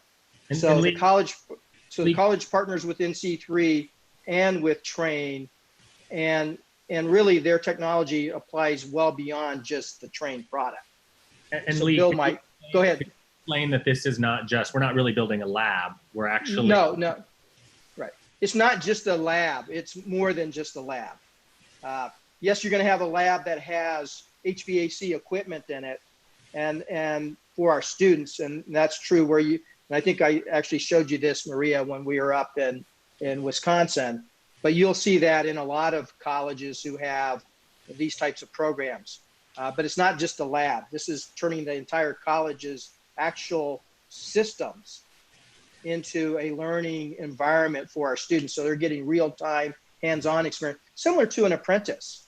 Okay, but let you me can- ask you something though then. So part of the contract says that they're going to evaluate all of the college's facilities. How long has it been since that's happened? Since somebody already came in and did an audit on the entire college for energy efficiency? I just want to make sure that we're not duplicating something that may have already happened in the past. You know, we don't want to keep paying Bill- for the same thing. Go ahead, Bill. Yes, and so in about 2010, 11 timeframe, the college did do a pretty large study related to our systems throughout the district.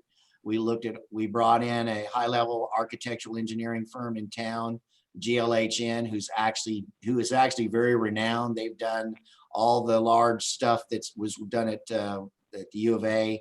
Actually, they built two of the largest central plants in the United States. And so we brought GLHN, who is actually a partner of ours today. They did a full study of all of our equipment to go in and look at it, because the goal was, one, we wanted to know what our issues were related to the equipment. Plus, we were building a platform, in a sense, for deferred maintenance down the road. And so all of that information that we received from that group is still intact. It has been provided to, I think it was provided to all the companies that went into this, that applied for this RFP, and they all have that data. Now, what I would say is that even though it was completed in 2011, a lot of those systems are still intact, because like Lee said, we have stuff as new and the latest and greatest stuff as of today, plus we're still running equipment that's 50 years old. And so, so it still applies. The college has done a study, and then this company, I think, already has that information, and so can actually utilize that as part of their assessment, which I'm sure, it's been a little while since that time frame, and we didn't really look too heavily at the Northwest campus and a few of our newer facilities, but that was done, and they do have that information to actually help them look at what we have out there throughout the district. Okay, just another point. Okay, so we're building new facilities, and we're probably going to be removing some facilities because we probably don't need that much space. So how is that all, how does that all play into it? I mean, so we go and we do an audit on the facilities that we may be getting rid of in about, maybe 2 or 3 years from now. I think Right. it's a good question. What I would say is that take West Campus. That's our, that's two. That's going to remain. Yeah, West Campus is going to remain. It's about 2/3 of the college when you think of it related to square foot, or at least it used to be. I know we're building more, but it does have the oldest equipment in the district. When we look at, where our older systems are, they are actually located at that facility. So if we were to look, if we were to think about, well, what we needed to look at first, West is definitely a major candidate for that. It's not going anywhere. I would say after West, probably East Campus, definitely. The central plant there is 30 years or plus 30 years, old. And then there's some older equipment also too that's located at our Desert Vista facility. But I mean, that is a good point. I mean, if anything, what you can do with an assessment like this is, in a sense, we can go out and assess things and then come back with cost related to that. And at the end of the day, I would think too, that could potentially help the board make a decision whether we were to want to reinvest in a facility or potentially sell it. Okay. Yeah, let me take a second. Well, I'm going to want to go backwards a little bit and sort of outline what the entirety of this agreement is, because I think that'll help explain how the pieces fit together. So there's really about three different phases to what we're looking at in this agreement, which is, the first one is what we just were talking about. So they're going to come in, do an industrial grade audit on all of our facilities, the systems and equipment that we're using to basically identify what kinds of opportunities there are to save, reduce our energy consumption and ultimately save money on our utilities costs. So that's the first piece. The second piece then is that they'll take that information and make recommendations for replacement of equipment and systems that have return on investment. And that's intended to be at the cost savings on a return on investment standpoint, is that the cost savings through utilities should cover the life cycle out cost of the equipment that's being replaced. That information, anything that we replace, anything that plan that will come out of the audit, and the recommendations will be reviewed by the college and will go to the board. So at this point, the agreement sort of kicks off the audit, kicks off the agreement and the partnership, but doesn't obligate the college to doing any particular project. We'll be coming back to the board with that information. The third and really critical phase, which is what Lee was mentioning earlier, which is the integration of the systems and equipment within our academic program. So we will have the opportunity to not only have the equipment with hands-on training, but the data analytical tools, so that picture that on all of these different system controls, that it's pulling data at any moment and can be used and analyzed to assess which equipment is inefficiently operating, how to change how you're flowing, how the air is flowing between different air handling units, that sort of thing. And we can integrate that in that living lab structure, not just so that they are getting trained on some state-of-the-art train type equipment or other equipment, but that they're also learning the data analytic tools. And that's what makes this a really innovative program. The combination of all of those components is what I think that what you're going to see is that we have, if not regionally, a one-of-a-kind training opportunity for our students. It could be nationally significant. This is really on the cutting edge, and it's why the partnership structure is so complex. One thing that is important to understand is that as they're doing the audit, if this was something where we just went out to hire a company like GLHN that Bill mentioned earlier, and we were just looking for the audit and the identification of our equipment and so forth, that what we would do is that would be a straightforward contract where we would then come to the board with the costs. What this partnership is intended to do is the cost of that audit will be folded into the replacement of the equipment and the savings intended in the second phase. Again, that's what will come back to the board. Now, why I'm mentioning that is it is important to understand that if the agreement, for whatever reason, and I think that it's unlikely, but we should talk about this, that if it doesn't work out, that the obligation that the college would be incurring would be essentially the costs of running that audit. And that, just so the board knows, the costs that we have estimated out based on the square footage of our buildings would be below board threshold. So it would be something under $200,000. Again, that's a very unlikely situation, but that's how the contract is structured. Is if the partnership fails and they have done the work and they don't get this ongoing partnership out of it, that we would be responsible for that. That said, that wouldn't be a loss. We would still have in hand the recommendations, and the audit would have been performed, and we would have the product from that audit. So that's sort of the only cost at this point, financial consideration to keep in mind. It is not technically an obligation because, again, it will likely be folded into how the project plays out over time. We've worked with an external attorney who's very knowledgeable about performance-based energy contract structures. Jeff has been involved, and Paul Grijalba in the contracts office, who's also an attorney by training. We've been working with Train on some of the language to make sure that it's acceptable from the college's standpoint and from an external standpoint, because this is such a comprehensive program that we're embarking on. One more thing. Well, I guess I have a hard time understanding this, mainly because if it's going to be to also train our students, how long a period of a time are we looking at?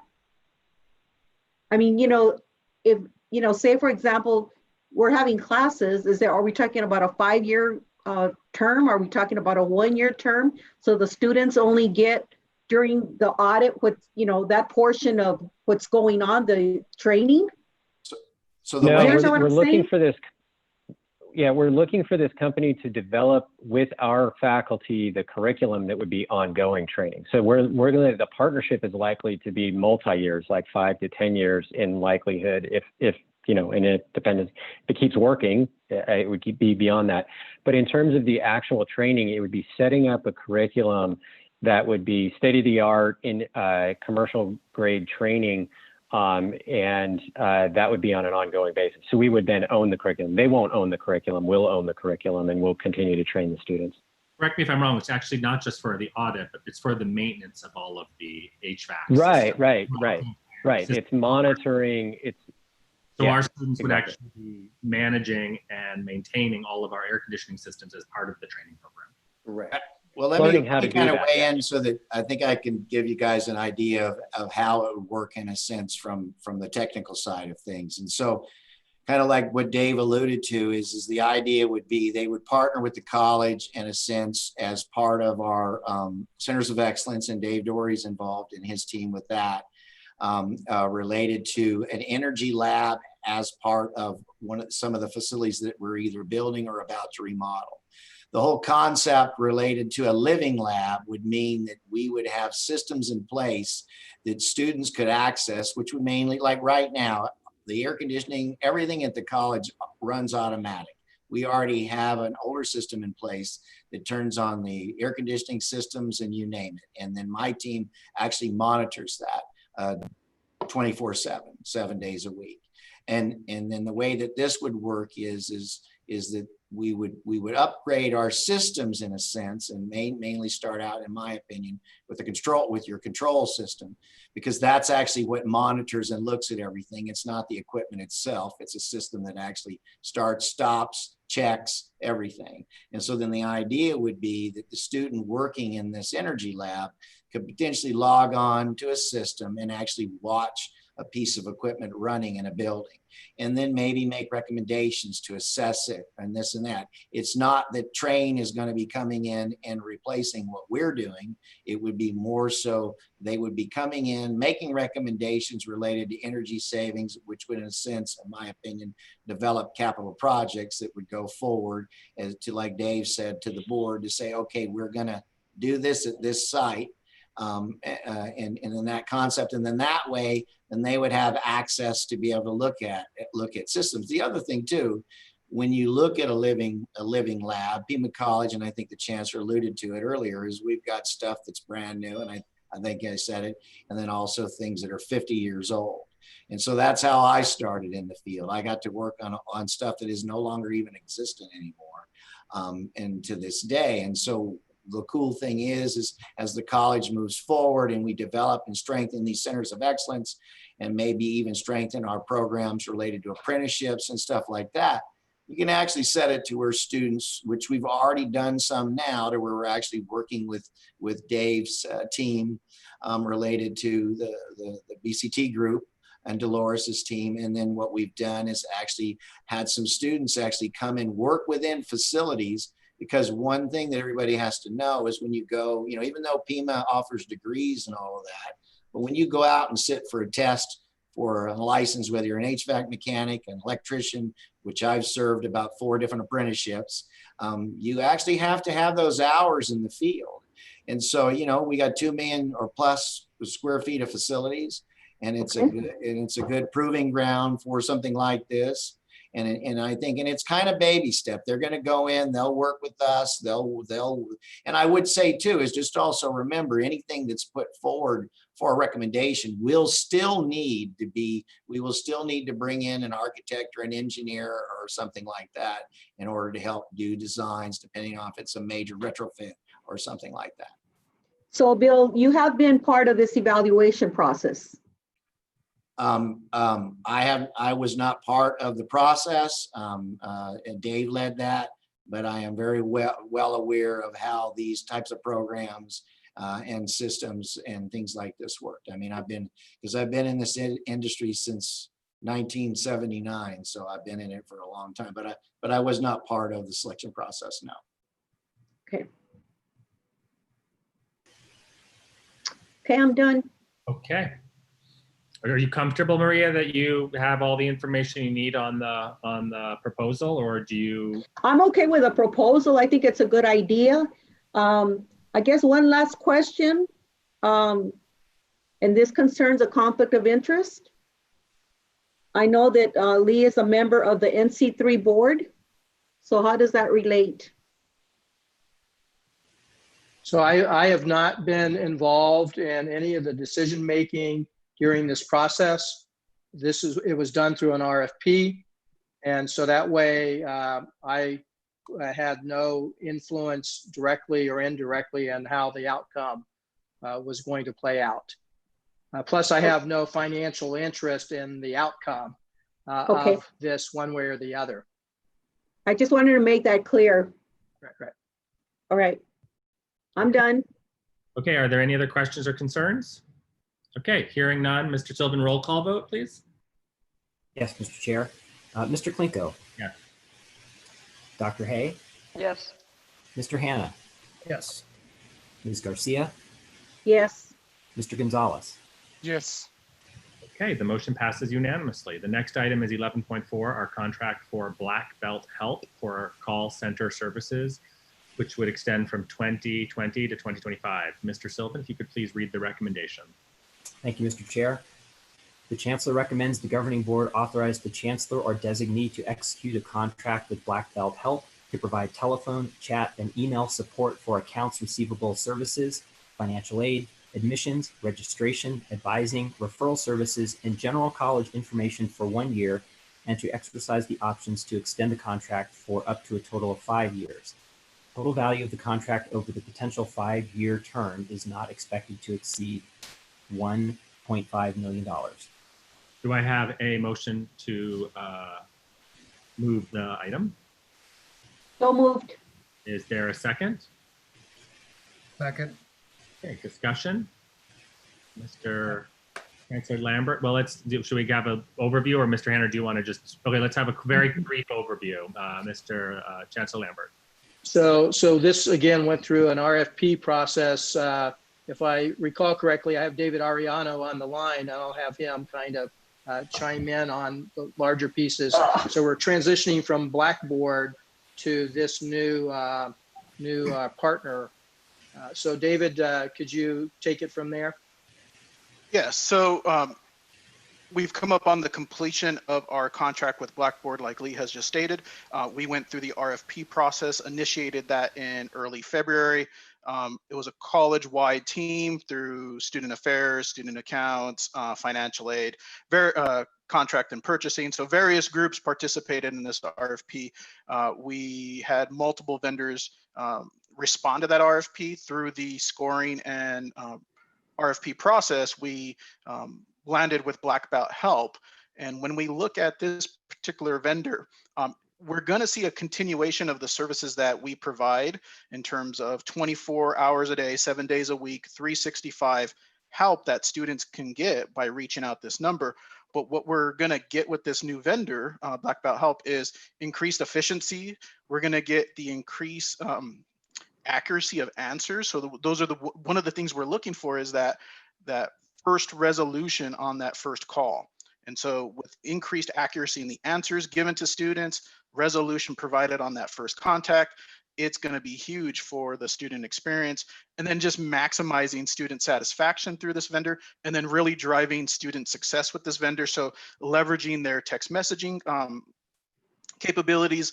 One of the unique features that they offer, and I'm sure you've experienced, but if you call, let's say, a banking institution and there's a long wait hold, you can put your phone number in and receive a call back when it's your line or your turn in line.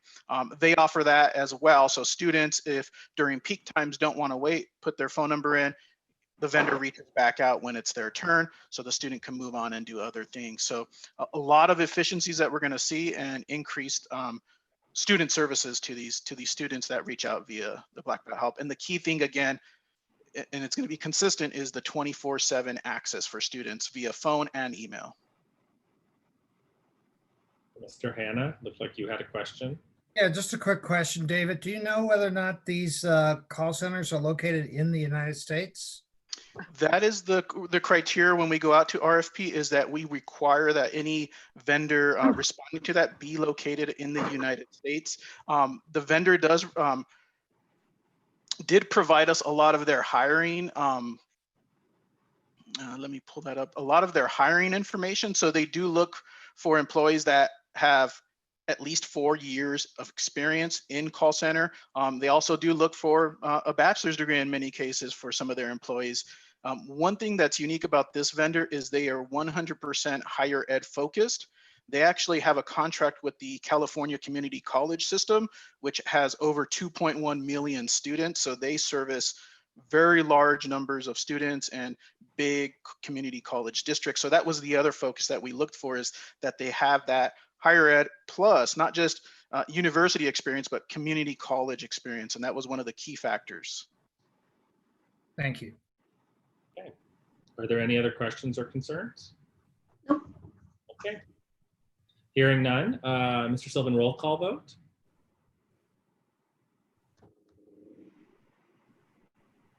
I think you're muted. Mr. Sylvan, you're muted. Sorry. We're all still learning. Mr. Klinko, Yes. Dr. Hay, Yes. Mr. Hannah, Yes. Ms. Garcia, Yes. Mr. Gonzalez. Yes. Okay, the motion passes unanimously. Our next item, 5.11, is consideration of placing a measure on the November 2020 general election ballot to modify the expenditure limit. Mr. Sylvan, do you want to read the recommendation? Yes, Mr. Chair. The Chancellor recommends the governing board consider, and if it deems appropriate, authorize a resolution to place a measure on the November 2020 general election ballot to modify the Pima College expenditure limitation. And if I might add to that for a minute, I just do want to make sure that we leave with direction on which of the options for modifying, if the decision is to proceed with the ballot initiative, which method we're going to use, which option we're going to pursue. Okay, and can you just give us a recap of the option? Oh, yes, of course, I'd be glad to. So by statute, a community college district may ask the voters of the county to modify the expenditure limitation. And there's two different ways that can be done. So one option is the college could ask the voters to do allow for a temporary override. So in other words, the college could ask the voters to allow the community college, to allow Pima College to exceed its expenditure limit by a certain percentage for a period of years, anywhere from a minimum of 2 years up to a maximum of 7 years. That's one option. And at the end of that period, the permission to exceed expenditure limitation would expire, and the college would either revert to the normal expenditure limitation formula, or the college would have to go back out to the voters to ask for an additional override or an extended override.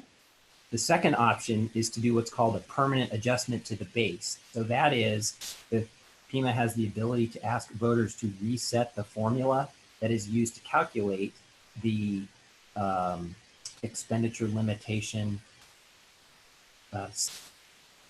for the set for the college each year. So that's a permanent adjustment.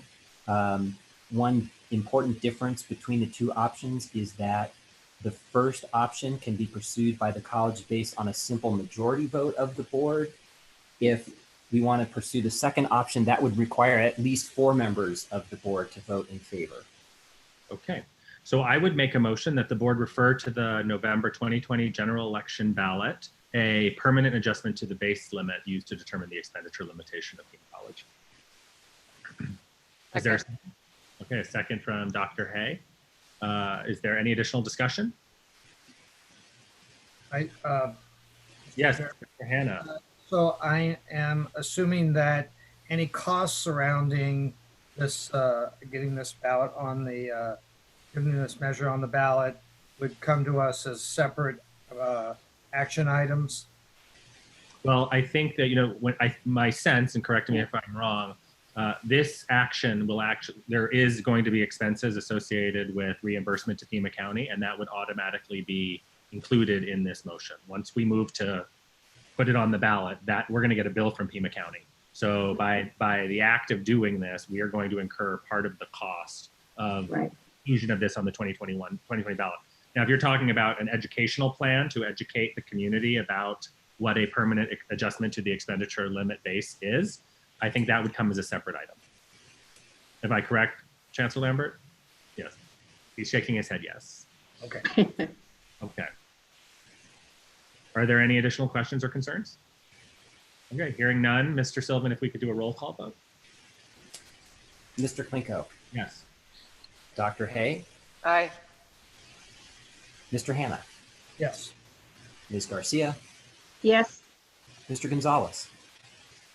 Yes. The motion passes unanimously and the item has been referred to the ballot. And you'll be coming back with the permanent language, with the final language for the ballot. Yes, so there's some statutory requirements we have to meet for specific information and wording to be in a resolution to go on the ballot. So we'll need to schedule a board meeting. We will bring you the actual language that will be submitted to the county election department for placement on the ballot. And then that language also has to be submitted to the State Auditor General's office for review. So we'll bring you that formal resolution that meets all the statutory requirements as quickly as possible. Okay, terrific. Thank you very much, Mr. Sylvan. Finally, we have our last item of the evening, 11.6, which is the consideration of a resolution regarding the recent death of George Floyd. On May 25th, George Floyd died while in police custody in Minneapolis, Minnesota. His death has triggered some widespread expressions of concerns and demonstrations, including here in Tucson, Arizona. I think we'll handle this item a little bit differently. I'm going to read the draft resolution, and then we can take a vote on that. And I think we'll do a roll call vote, and each of the members will have an opportunity to speak on their vote, if that sounds reasonable. So, the resolution of Pima Community College Governing Board. Whereas our country has lost more than 100,000 Americans to COVID-19, and more than 40 million people are without jobs. Whereas millions of us have complied anxiously for several weeks with stay-at-home orders. Whereas minority communities in this country have been disproportionately affected by COVID-19. Whereas in this already difficult and unprecedented time, we received the news of the cruel and repugnant slaying of Mr. George Floyd in police custody and other acts of brutality against members of our Black community. Whereas the Pima Community College Governing Board stands in wholehearted support of Chancellor Lee D. Lambert's May 13th condemnation of the murders of Mr. Floyd and his demand for justice. Whereas since the founding of this country, systemic racism and discrimination has created canyons of inequity. Whereas Black Lives Matter. Whereas the board supports Pima Community College's commitment to social justice through policies and practice that further diversity, equity, and inclusion in our classrooms, offices, and throughout the community, and for these policies and practices to move the college forward and to compel us to demand better. Whereas the college is committed to creating a safe and inclusive space for our students and employees of African descent. Whereas the college will take the lead in breaking barriers that reinforce racial division and social injustice.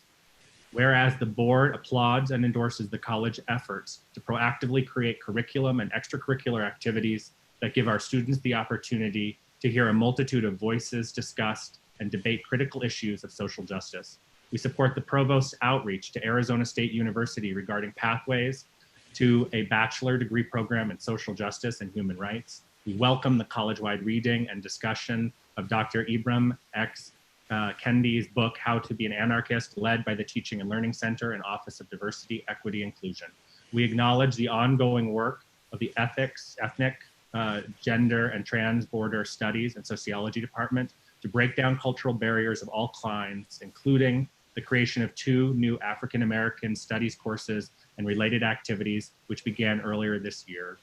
We applaud the long-planned effort to engage the African American community in a dialogue about education. We encourage the work of a task force to break down college barriers of all kinds. Whereas the board recognizes that this message of support and solidarity of itself is inadequate in addressing the sadness and rage felt by Pima students and employees, as well as by those in our community, and that it must be followed by comprehensive, consistent, sustained, and focused action by the college to bring about change in communities affected by racism and oppression.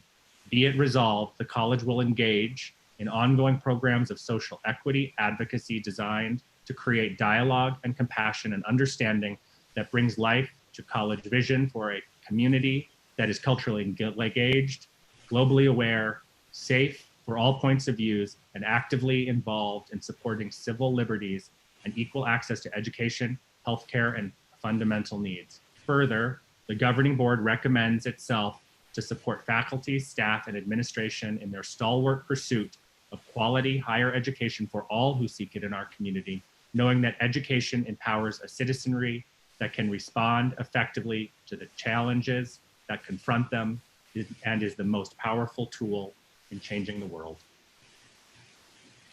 And Mr. Sylvan, I would just add that in these incredibly difficult times, I am so proud of our college community and what they do day in and day out to help create level equity in our community. Education truly is the most powerful tool. And with that, I vote aye. So Mr. Klinko, just to clarify, did you want me to do a roll call and then you're with that? You have an opportunity to comment. Yep. Okay. Thank you. That's what I thought. I just want to make sure. Dr. Hay. Aye. I'm fully supportive. Thank you. Mr. Hanna. I vote yes. I am, as I said in my opening statement, that the action of the resolution is great. Its action is what is absolutely needed. And I am indeed proud of our college and our focus on social justice as part of our mission. And I would absolutely encourage our college to continue to support programs like the Ethnic, Gender, and Transborder Studies program at the college, and of course our Immigrant and Refugee Resource Center. So I heartily vote aye on this. Ms. Garcia. I want to thank Lee for his words. He's covered everything. I'm very proud to serve on this board, and thank you for your leadership. I vote aye. Mr. Gonzalez. I also support it, but more important, I think it's a great honor in reference to the behalf of the PCC, but the community of this initiative that we're taking right now. Fully supportive of it. Thank you. And with that, the motion and resolution to adopt the resolution passes unanimously. I am very proud of this college, and we have a lot of work to do. That is certain. We have a lot of work to do, not just in this community, but throughout this state. So with that, we have item 12, request for future agenda items. Hearing none, our meeting is adjourned. Thank you all. All right, thank you. Thank you. Thank you.